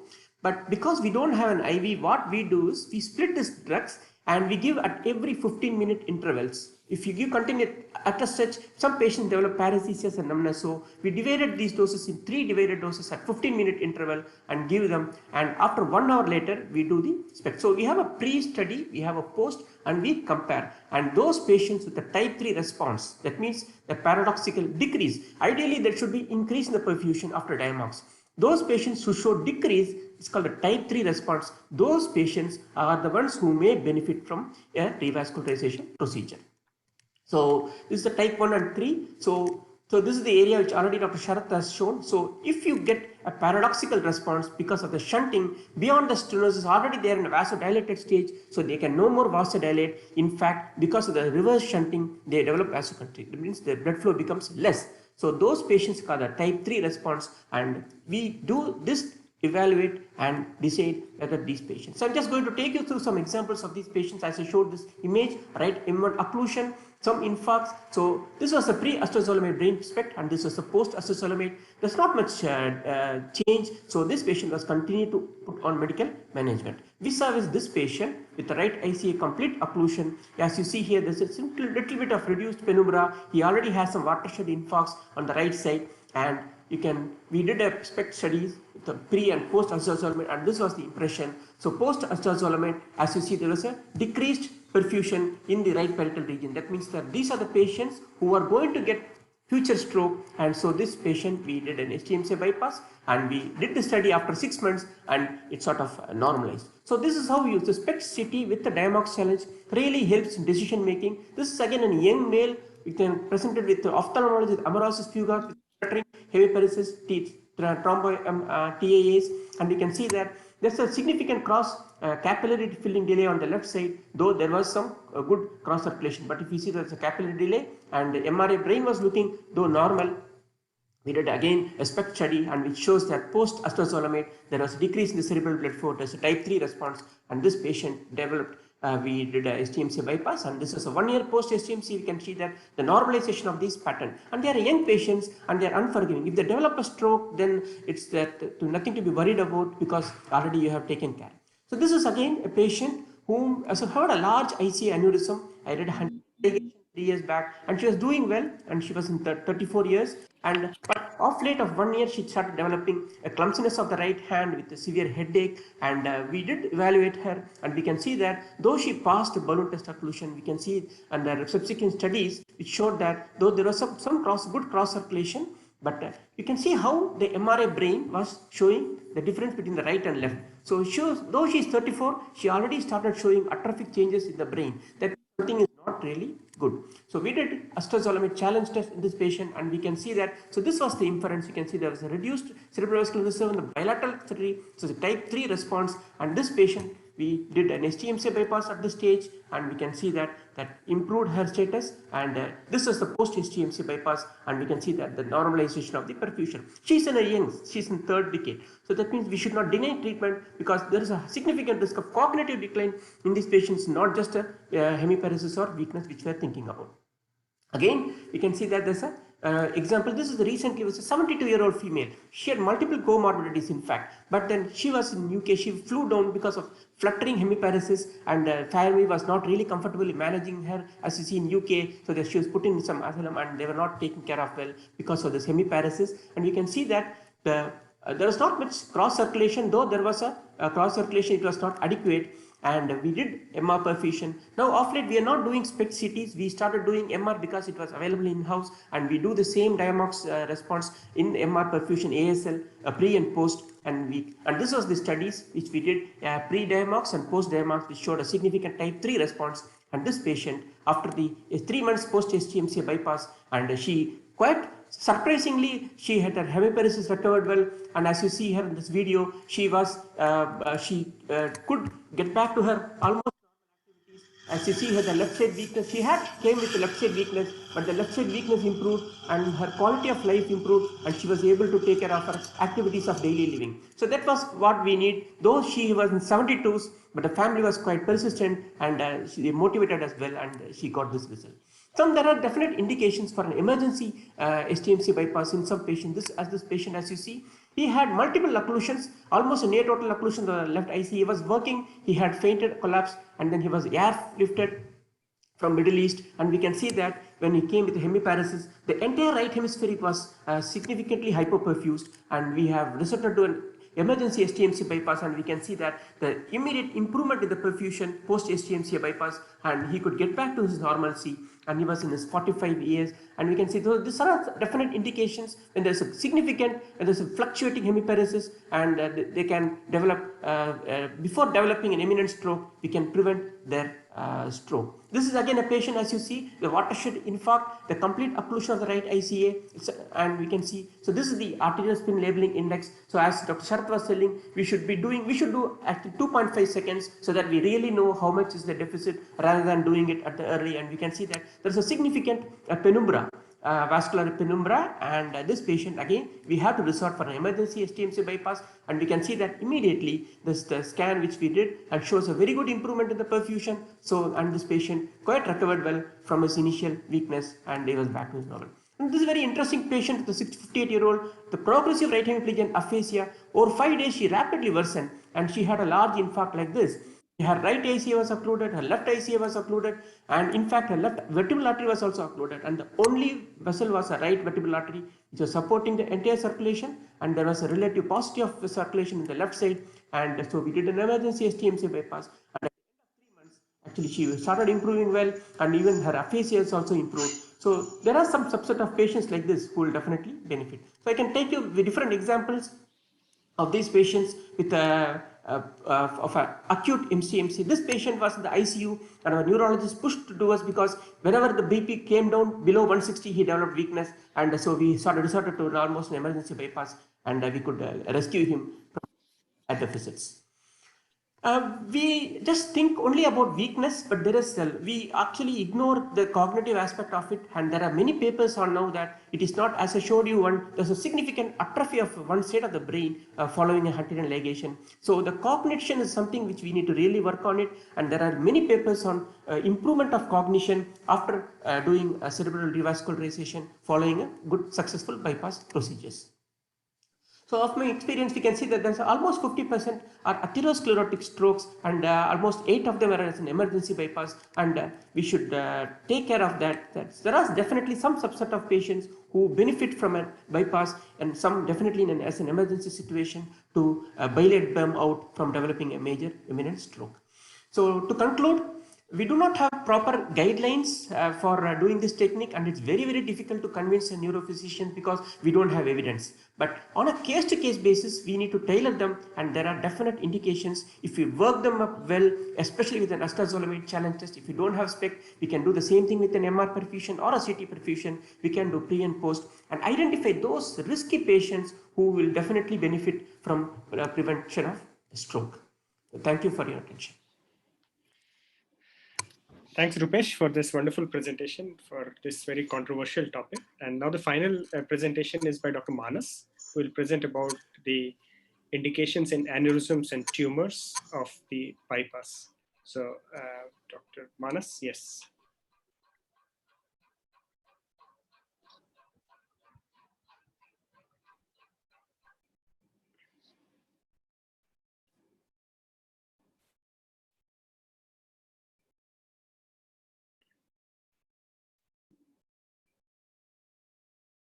Dr. Manas, we can't hear you. Yeah, I'm just unmuting. Sure. Yeah. Okay, can you hear me now? Yeah.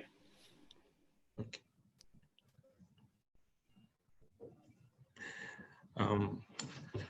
Good afternoon. I'd like to thank Parithos for including in this webinar.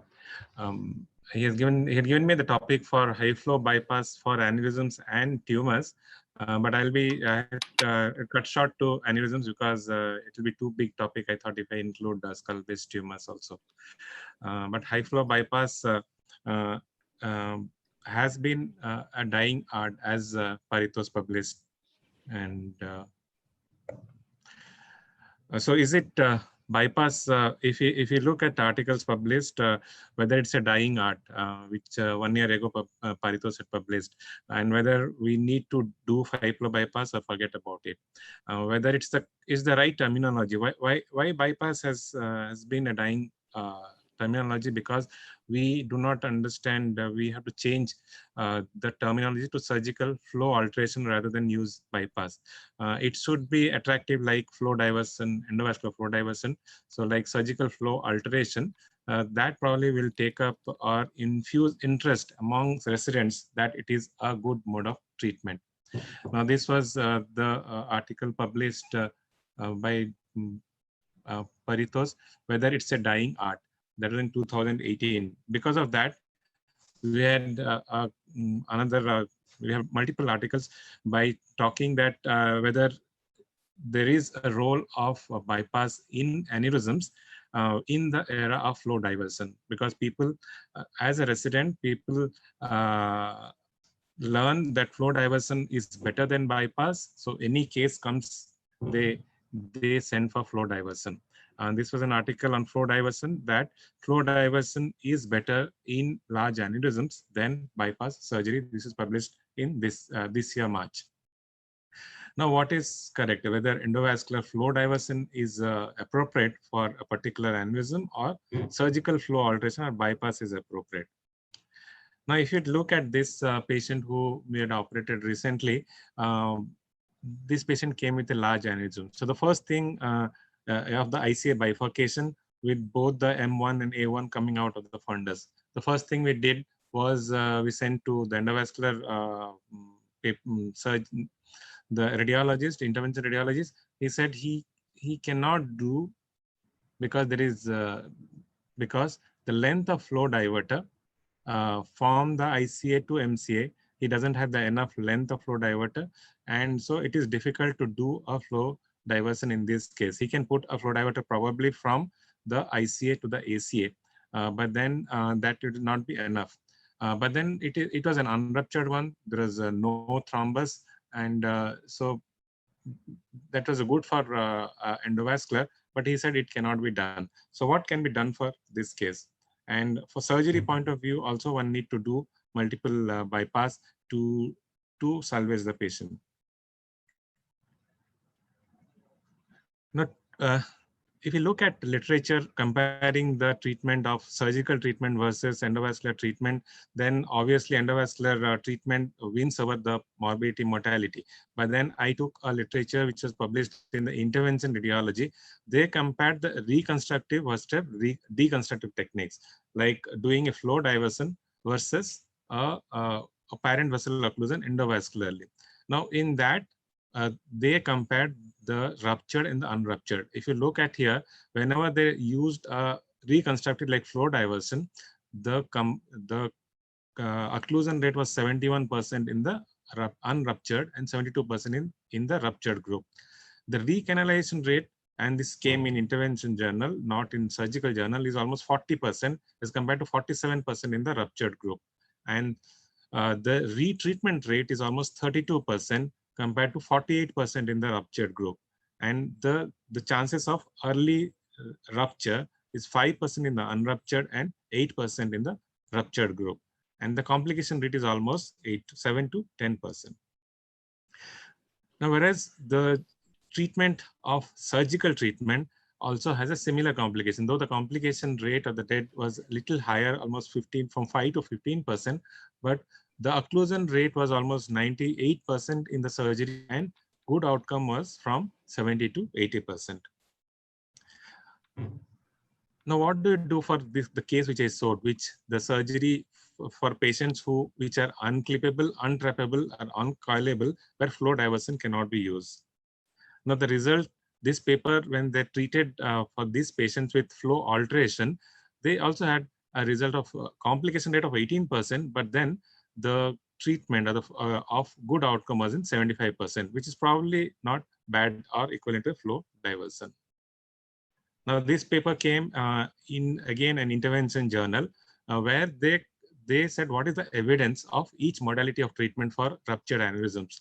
Now, for clipping and coiling for most of the aneurysms, like small or medium-sized aneurysms, it is class 1 evidence, whether you do clipping or coiling.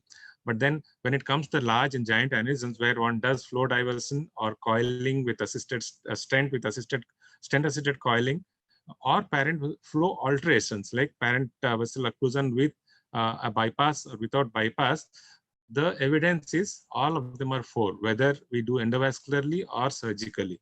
The evidence is 4.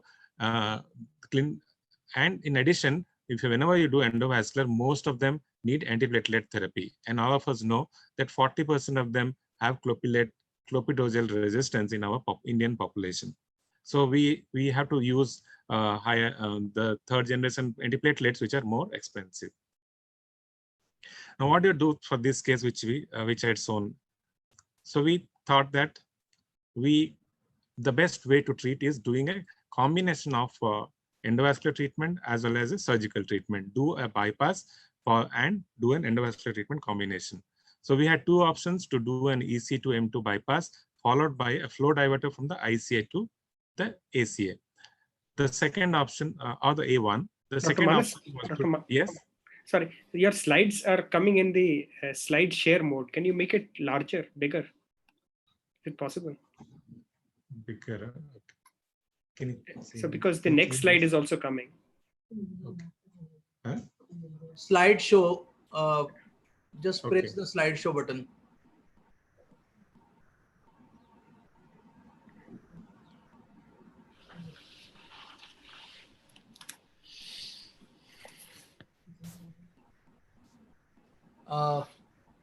On your computer, Manas, just place the slideshow icon.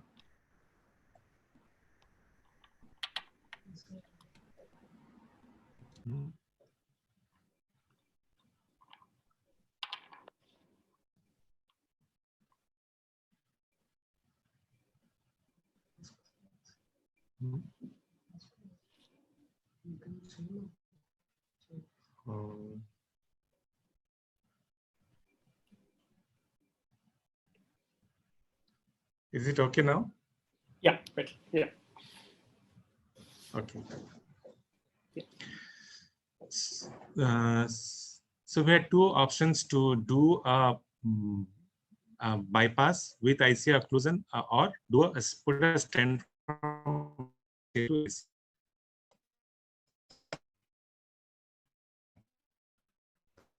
did a bypass and planned for an FD for a second while you do the check angio to do a flow diverter placement from the ICA to ACA, but unfortunately we're doing this procedure we had an intra rupture and then we lost. So these are difficult to treat, though whether do endovascular or we do surgical flow alteration.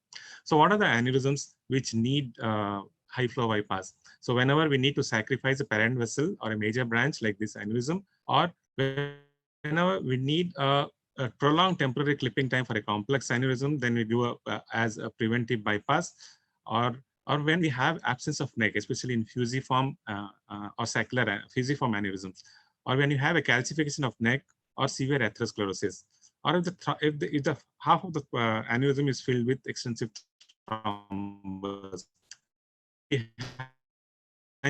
from the neck of the aneurysm or fundus of the aneurysm, or if you have a symptomatic dissecting aneurysm and fail blister option in a blister aneurysm, again one needs to do a bypass. And people with antiplatelet resistance, where one cannot give antiplatelet, it doesn't work, then one has to think of doing a bypass, or failed endovascular treatment or recurrent aneurysm following a failed endovascular treatment. Now, this is an example of a giant aneurysm with thrombus in the cervical ICA. So we had to do a parent vessel occlusion and then do a bypass. Now, once you decide to do a bypass, so to decide what to do, whether a low flow bypass or a high flow bypass. Whenever there is a large area needs to be revascularized, or you're sacrificing a large vessel, then one should do a high flow bypass. A high flow bypass is defined as when the flow is more than 50 ml. Whereas low flow is required in ischemic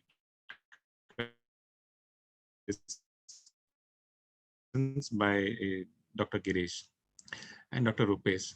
Now, the low flow donors are usually STA, or one can use but here actually aneurysms and the initial bifurcation aneurysm, one can use a low flow donor or for prophylactic bypass where you need a prolonged time of clipping. But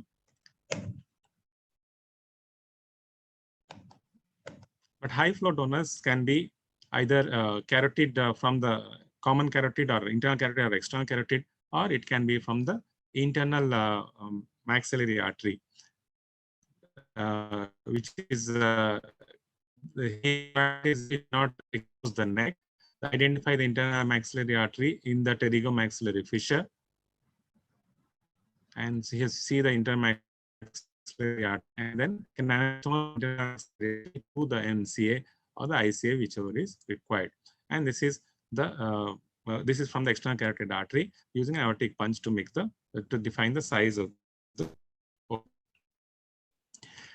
Now, once you decide what graft to use and what high flow or low flow, and from where to do, what is the conduit, whether you use an arterial graft or a venous graft, it depends on the size of the recipient. Now, this is the size of the MCA was more than 3 mm, so you use a venous graft. But if you have a smaller vessel, probably better to use a radial graft. Though ideally, radial graft is better. But then many times when you need to use a venous graft. Whenever one using an anastomosis, one has to keep in mind that when you're using a radial graft, always distend the graft to prevent spasm. Whenever one uses a vein graft, one should not reverse it. And whenever do a subcutaneous tunneling, there should not be any torsion. All this can cause thrombosis and to have a failure of your bypass. Now, arterial graft is preferred, but many times it is not. It means if you do not have a complete task, then you cannot use an arterial graft. And if the recipient is more than 2 mm, it's always better to use a venous graft. And in children, also, it is easier to get a venous graft than the arterial graft. but the patency rate in an arterial graft is 98% as compared to 93% in a venous graft. So if given a choice, arterial graft is better, but venous graft has the advantage of having larger length or longer length, as length is not a limitation, but arterial graft, you have a shorter length. So if you have arterial graft, maybe internal maxillary artery has to be used. But when somebody is planning from external carotid or internal carotid, a venous graft probably is a better choice. Now, what is the future of bypasses? Now, though the first bypass, the bypasses, there can be 7 bypasses, types of bypasses, and they have been divided into 4 generations of bypass. The first generation is the common one, the ECIC like STMCA bypass. The second is the interposition, when we use a conduit like an arterial graft or a venous graft, it's called a second generation graft. And the third generation is implanting onto the graft, or implanting or anastomosing, which I'll be explaining in the next slide. And the fourth generation is a combination of this, is this graft.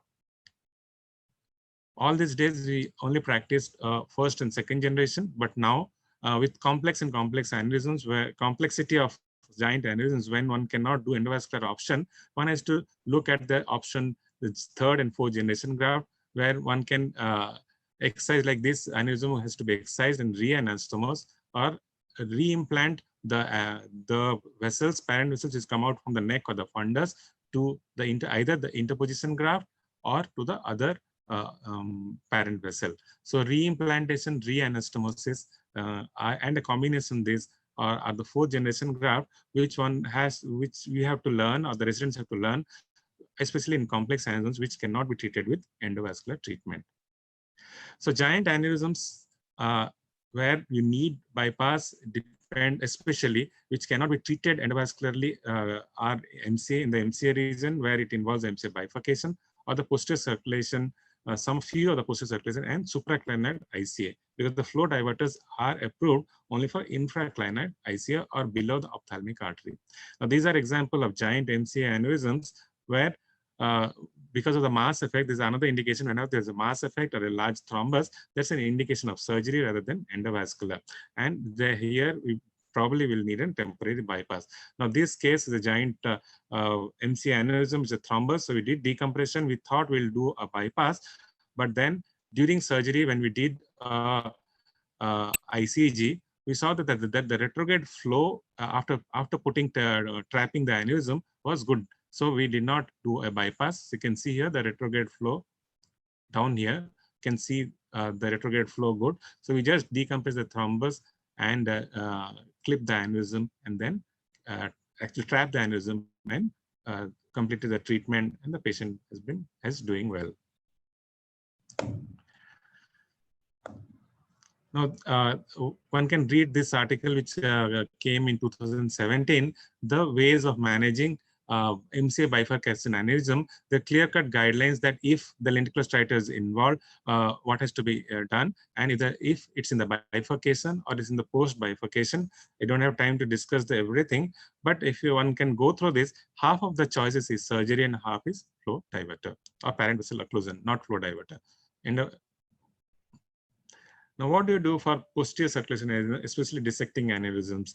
Now, dissecting aneurysms are not a good indication for flow diversion, as we took an opinion for this. They said our endovascular intervention radiologist said that the pica was coming out from the fundus, so he cannot do a flow, cannot treat it with the endovascular treatment. So we had to do a surgery. We did a trapping, and then confirmed with ICG that the pica was preserved. Now, this is a paper which came again about endovascular management of fusiform aneurysm in the posterior circulation. But if one follows this algorithm, one can see here that if it's just symptomatic ischemic, one has to do with antiplatelet. But if there is a mass effect or SH, the end point is again to do microsurgery. So half of them need surgery and half of them need endovascular treatment. Completing posterior circulation, I'll give an example of the supraclinoid ICA. This is a 30-year-old female patient postpartum came with the ruptured large giant aneurysm. As all of us know, that the ruptured aneurysms had the doing a flow diversion and using a double antiplatelet is a relative contraindication. So again, we suggested surgery and reconstructing the ICA with preserving the PCOM and the choroidal by putting multiple clips and conforming with fluorescein the distal flow. Now, what is the trend? Whether it's dying or bypass is yet to stay. Now, this paper, this was published by Dr. Mayur, and they analyzed the number of bypass in US. One can see here that in 2010, when the pipeline device was approved, the number of bypasses came down for aneurysm surgery. But then with the failure of endovascular treatment, can see here that the number of bypasses has again gone up. So the percentage of aneurysms which need bypass, we started with 98.3, and then again we are coming back. So endovascular or flow diversion is a good treatment, and probably it needs to compete with surgery, because initially there is steep fall of the number of bypass, but then again it is coming back. So the flow diverter have to improve, because there are many complex aneurysms which neither can be treated very well with either flow diverter or with surgery, but rather a combination of treatment like surgical flow alteration and endovascular flow diversion. A combination has to be done rather than each one competing with each other. And treatment has to be planned depending on the individual case, rather than having a blanket rule that everybody should go for flow diversion or endovascular treatment. And one also has to take into account that when a patient is being treated, he should be able to come for follow-up, for a follow-up angio, and he should be able to afford the retreatment, as the retreatment rate is quite high. And one also has to analyze the incidence of antiplatelet resistance, and the cost should be kept in mind of using the newer antiplatelets, because they are so all of them adds to the cost. And in a country like us, bypass for aneurysm disease is here to stay, and probably will be used more as we know and more about the drawbacks of flow diversion. With this, I like to thank Paritos and Dr. Deva Pujari for giving the opportunity to speak on this topic.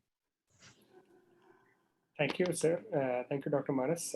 And we are a little behind schedule, so we'll straight away dive into the questions. A couple of questions have been asked. First, I'll ask Nupur. Dr. Chirag asks, in India, is it possible to get training? How many labs are working, and how much is the cost? Nupur, you would want to take up this? Nupur, you're around? Nupur, your audio is off. I don't think Nupur is here. Yeah, now you can hear Nupur. Yes, yes. Yeah. Yeah. So in India, is it possible to get training? Yeah.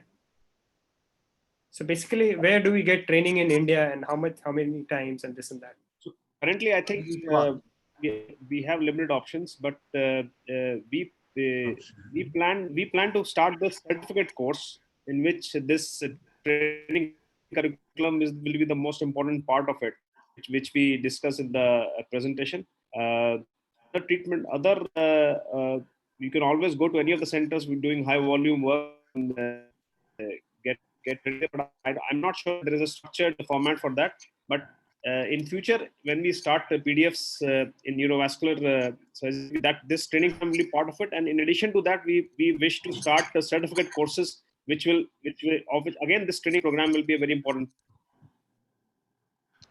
Well, Paritosh, you are aware that AIMS has a lab facility where you can do this. Yeah. And the Johnson & Johnson guys keep on offering courses, but they are not structured at all, and they are just one-off things, which is unfortunate. Yeah. So there are. Sorry, just to add, there are many conferences where a couple of days courses are done, which is for. But I think those are much more hurried ones, and those are probably just to give you an introduction to how it is done. And if anyone wants to seriously take it up, then attending AIMS or NIMHANS course or Ramoya course or one of these courses. Also, I think Ganga Hospital runs an excellent course on microvascular anastomosis, which Nupur has also attended. And it is a 1 to 2 week program where they train all the plastic surgeons. So if someone is actually very, very interested, they should look at those courses rather than just couple of days courses which are held in most of the conferences and which are probably just for introductory benefits. Yeah, they're just an initiation. Yeah. Okay, so the next question is from Shreya, and probably it was to Dr. Girish. What will be the plan of management of atypical moya-moya, and what is the preferred modality for unilateral moya-moya disease? Dr. Girish? I had, in fact, the chat itself, I had replied to her. Personal chat she had sent, so I replied to her. So essentially for atypical moya-moya, it's the same as for classical moya-moya. If the patient is symptomatic, we need to go ahead and perform. But usually, as obvious, they have some associated comorbidities which need to be taken care of. Unilateral moya-moya, again, needs to be tackled because they are likely to become bilateral. Again, CVR plays a very important role in those patients because sometimes what happens is it's angiographic unilateral, patient might be symptomatic on the other side. So those cases, it becomes a dilemma as to which side to be tackled first. Infarcts on one side, moya-moya on the other side. So CVR again plays an important role because these are patients who are going into bilateral moya-moya, and then depending on the CVR studies, we need to take a call. Surgery.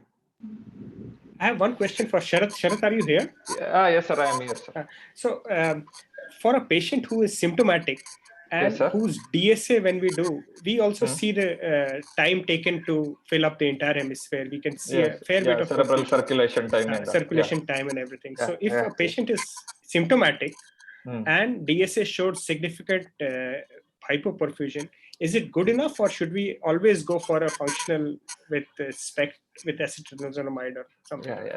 So for example, in moya-moya, we do expect delay in cerebral circulation time, definitely as compared to other side.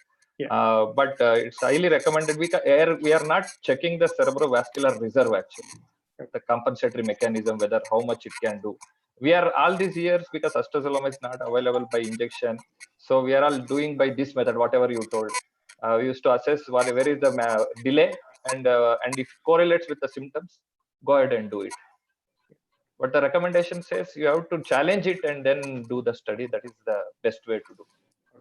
One of the other advantages is probably that it will show you how much you have gotten the cerebral circulation better when we do follow-up scans. So that is one of the very good things. True, okay. Yaksh asks Rupesh, probably, is there any role for STMCA bypass for basal ganglia infarct? Rupesh? Yeah. Again, we have to really identify in the patient whether the cerebrovascular reserve is compensated or decompensated. So all these patients, ideally, as Dr. Sharath was mentioning, so we do challenge and make sure that only if there is a compromise, if they have a type 3 response, we go for HMCA. If they have something like type 1 or type 2, then we don't go ahead. We just manage them with medical management alone. Okay. We need to work them out properly. No need of SPECT. They have, suppose the centers don't have SPECT. Even a good MR perfusion can also be enough. We can challenge the brain by a Diamox by 500 milligrams in staggered dose over 45 minutes, and then do this scan and make sure that their cerebrovascular reserve is compensated or decompensated. That's a very valuable tool in assessing the ischemia in these patients. Sure. Okay. Any comments on saphenous vein valves within the graft, Dr. Manas? You would want to take up the valves in the vein. Yeah, that is why you should not, while doing the bypass, one should not reverse it. The lower end comes on the ICA, and so if you reverse it, there may be a problem. Yeah. So valves will be there. So that way, the radial artery is a better choice than the venous. Marking is very important on the graft. So the ankle goes to the neck, and the higher one goes to the brain. Yeah. Dr. Ashish Pathak wanted. Yes, sir. Please go ahead, sir. Unmute yourself and go ahead. Questions. Pathak, sir.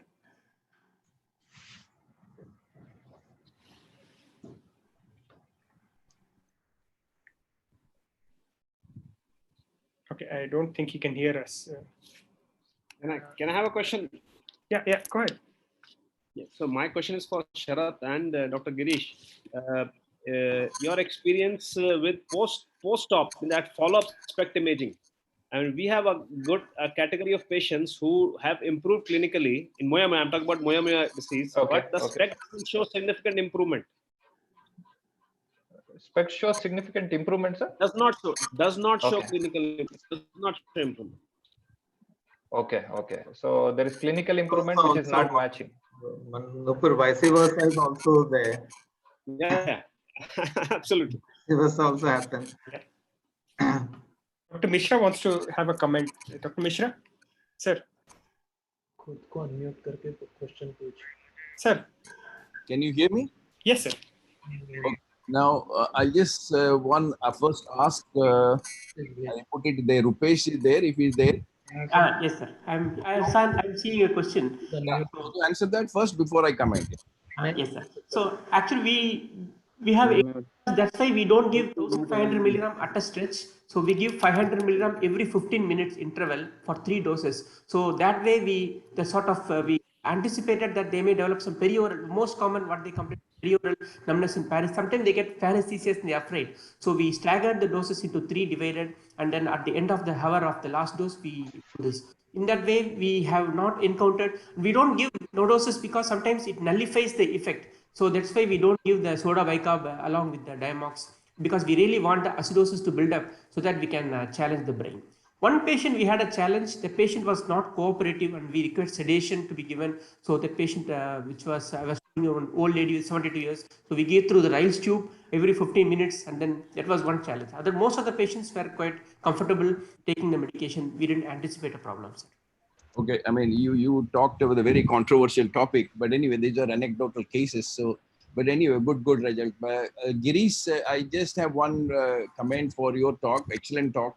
But we had this Jack Morcos. I mean, he's got a tremendous interest, and he is doing now a double bypass onto the. We had a webinar, I think, yesterday. He showed a double bypass with a single donor vessel. So one donor STMC, one branch, and then he does a end to side bypass one, and then side to side in another branch of, so 2 recipients, 1 donor. So that's an interesting concept. I thought would be worthwhile considering it, and because he showed that the flow increases significantly. And I don't know who talked about the low flow, high flow. I think Manas talked about it. Yeah. Yes, sir. Yeah. There is some concept about, a couple of things about your very nice presentation. You summarized everything. The flow diversion actually has been used by Paritosh's boss, previous boss, many years back. He's published this flow diversion, a term used for bypass itself, not for only endovascular. I'm sure Paritosh should, I don't know whether he was a co-author in that article. The large series they published on the bypass patients, giant aneurysm. I think it's an article on giant. Posterior circulation giant aneurysms. All giant aneurysms. All giant aneurysms. Yeah, all giant aneurysms. And they used, and this is many years back, I think maybe 10, 12 years back or 15 years back. And they used the term flow diversion, deconstruction, deconstructive surgery, flow diversion with bypass, flow diversion without bypass. So the flow diversion for microsurgery has been used. And I think it's quite an appropriate term. And the other thing about the comment about the low flow and high flow, there is some discussion about whether these terms should be used at all. Because if you, I'm sure you are aware of this guy, this Paddy Charvel's work on this. And he says it's really the vessel size has nothing to do with the flow volume, what flow, how much you can, he has shown that it all depends on and they have to be real flow measurements, which he has got actually patented, something which is very popular in the West, in the US and Europe, a lot of people are using it. So he does not consider the size of the vessel is important as to the low flow, high flow bypass. So, but very nicely done. Thank you very much. I think the initial part of the flow is what we call as low flow, high flow, because initially it will give, once the vessel expands, then of contesting course. That he's contesting. I go through Fadi Sarvel's publications. He's got I've been a some presenter in couple of presentations where he has been there. So he does not, I mean, even very recently, 2019 also we were together. And he takes that this concept is, I mean, this is a controversy. I'm just telling you, this is the classical what Manas said. We all read that and we all talked about it. Low flow, high flow. He said that should not be used at all, you know. So just go through some of his. Paritosh. Dr. Pathak is waiting. Yes, sir. Sir. Yeah, I mean, I had been unmuted. I had been my video was also off for you, so you don't need to see my face, but you can hear me. Yes, sir. The question is, first of all, I want to compliment the first speaker, Sharath. It was very good. The only thing I want to comment is that nowadays probably the ASL is with Diamox going to take over most of the things, and it would work in a better way, or probably the same way as the other tests which he mentioned. And we are routinely doing it here, and it's very effective and very good, as it was told. So that was very nice. My question is, one thing I think has been untouched is the macroaneurysms which are associated with moya, and there were different mechanism of action or formation also. The ones closer to the surface have got something to do with the flow dynamics. The ones at the base have to do with the different mechanism of flow dynamics.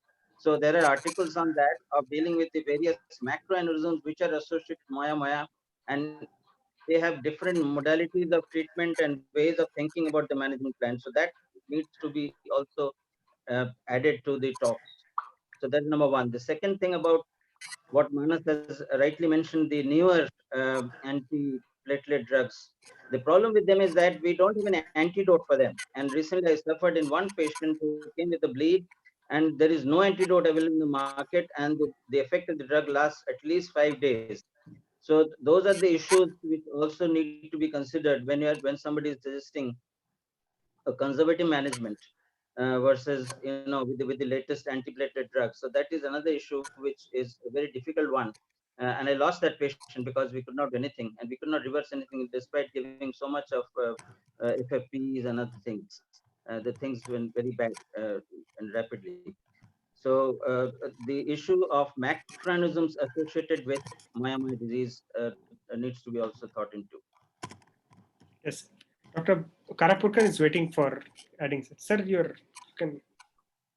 Dr. Karapurkar, yeah, I'll unmute you. Sir. Yes. We are coming to a close, Paritosh. Yes, sir. Just 5 minutes.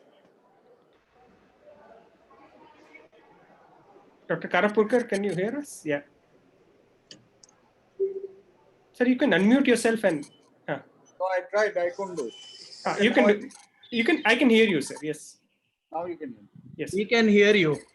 Yeah. Yeah, I couldn't unmute earlier. Just did it. Okay, so I had one or two things to say. One was we have been using IV acetazolamide. So luckily we have some patients who are abroad. So, or they have some relatives abroad. So we get it from Dubai. It's not expensive. It's just that it is difficult to get. So if one patient says he will get it, we tell them to get for 3 or 4 more patients. So that's how we are able to do it for several patients. That was number one. And as Ashish said, we didn't mention aneurysms in moya. And in fact, the cause for rebleed, I think, is many times the moya. It's the small aneurysm. And the few that we have seen, we have treated with glue. Because it's a very small artery, you have to go very distally to get into that aneurysm. So most of them are on tiny perforators or on one of these anterior carotid branches. And these are providing collaterals, but that aneurysm needs to be closed because it can bleed again. In fact, we had one patient who bled again whilst we were waiting for, because they had refused to. So that's the second thing. The third thing I wanted to say was, we have long FDs today. So I think length of FD today is not a problem. We have FDs which are 5 centimeters long. And we've had some very long aneurysms, fusiform, dolichoectatic aneurysms, where we have telescoped the stent. So we deploy the stent distally first, and then go on proximally until we have covered the whole aneurysm. So we telescope stents one inside the other, and sometimes those are not the flow diverters. So those are the stents, because they are telescoped, behave like flow diverters. Yeah. And if we have an intracranial aneurysm, which is more than 10 mm, in addition to the flow diverter, we add some coils because somehow with the change of flow dynamics inside the aneurysm, they rupture. So for aneurysm more than 10 mm or 12 mm, usually we add coils. And finally, about the new antiplatelets, I think what you have said is right. We do have resistance. So more and more people are either using prasugrel or we are using ticagrelor to prevent to overcome this problem of drug resistance. And hemorrhage, which Pathak mentioned, is very rare. I mean, we have not seen it. Of course, it is described, but it is a very rare, and usually this hemorrhage is removed from the site of the aneurysm. It may be on the opposite side, it may be in the posterior fossa, nowhere near where we are. But that is a problem. But it's a very rare problem. It's a clopidogrel. There is an article from Cardiology Journal I took. 40% in India, 40% incidence of resistance of clopidogrel. Sure. So that's why today we have switched over to ticagrelor. We use more and more of ticagrelor. Brilliant. Dr. Vishakha has her hands raised. Dr. Vishakha, if you can hear us. I've unmuted you. Yeah, Dr. Vishakha. Lost. We've lost. And Dr. Pathak has one last thing, and then we will. No, I just wanted to add, I recently just have a patient who has got 2 flow aneurysms with a moya. The patient is from Calcutta. They're waiting to have an angiogram done, and I have seen another 2 in the past. So, as Professor Karapurkar said, yes, it is rare, but it is there. And their management is again, various types and measures which have been already discussed. Paritosh, most of the angiograms after revascularizations have shown any resolution of aneurysm? So few of us, sir, actually we haven't seen aneurysms. If we see the aneurysm with a bleed, we immediately glue them. But if we don't, there are many cases which I've seen where the basal collateral moya vessels have disappeared after a very successful revascularization. And I've shown it in some conferences. So I think that is a very good proof of concept. And we have a whole thing. So I think it's 1:58. We had 2 hours of excellent discussion. At one point of time, there were almost 150 odd people which is very. I would like Dr. Dev Pujari to just give his closing comments, and then we'll close it. So I think it's been a good webinar. Everybody exceeded their times a little bit, but we still managed a good discussion. So thanks to Navneet for extending our webinar time, and thanks all the speakers and Paritosh for good show. Thank you very much. Thank you, sir. Thank you Stay very safe, much. everybody. Thank you so much. Oh, and very good. Thanks. Thank you, sir. Thank you.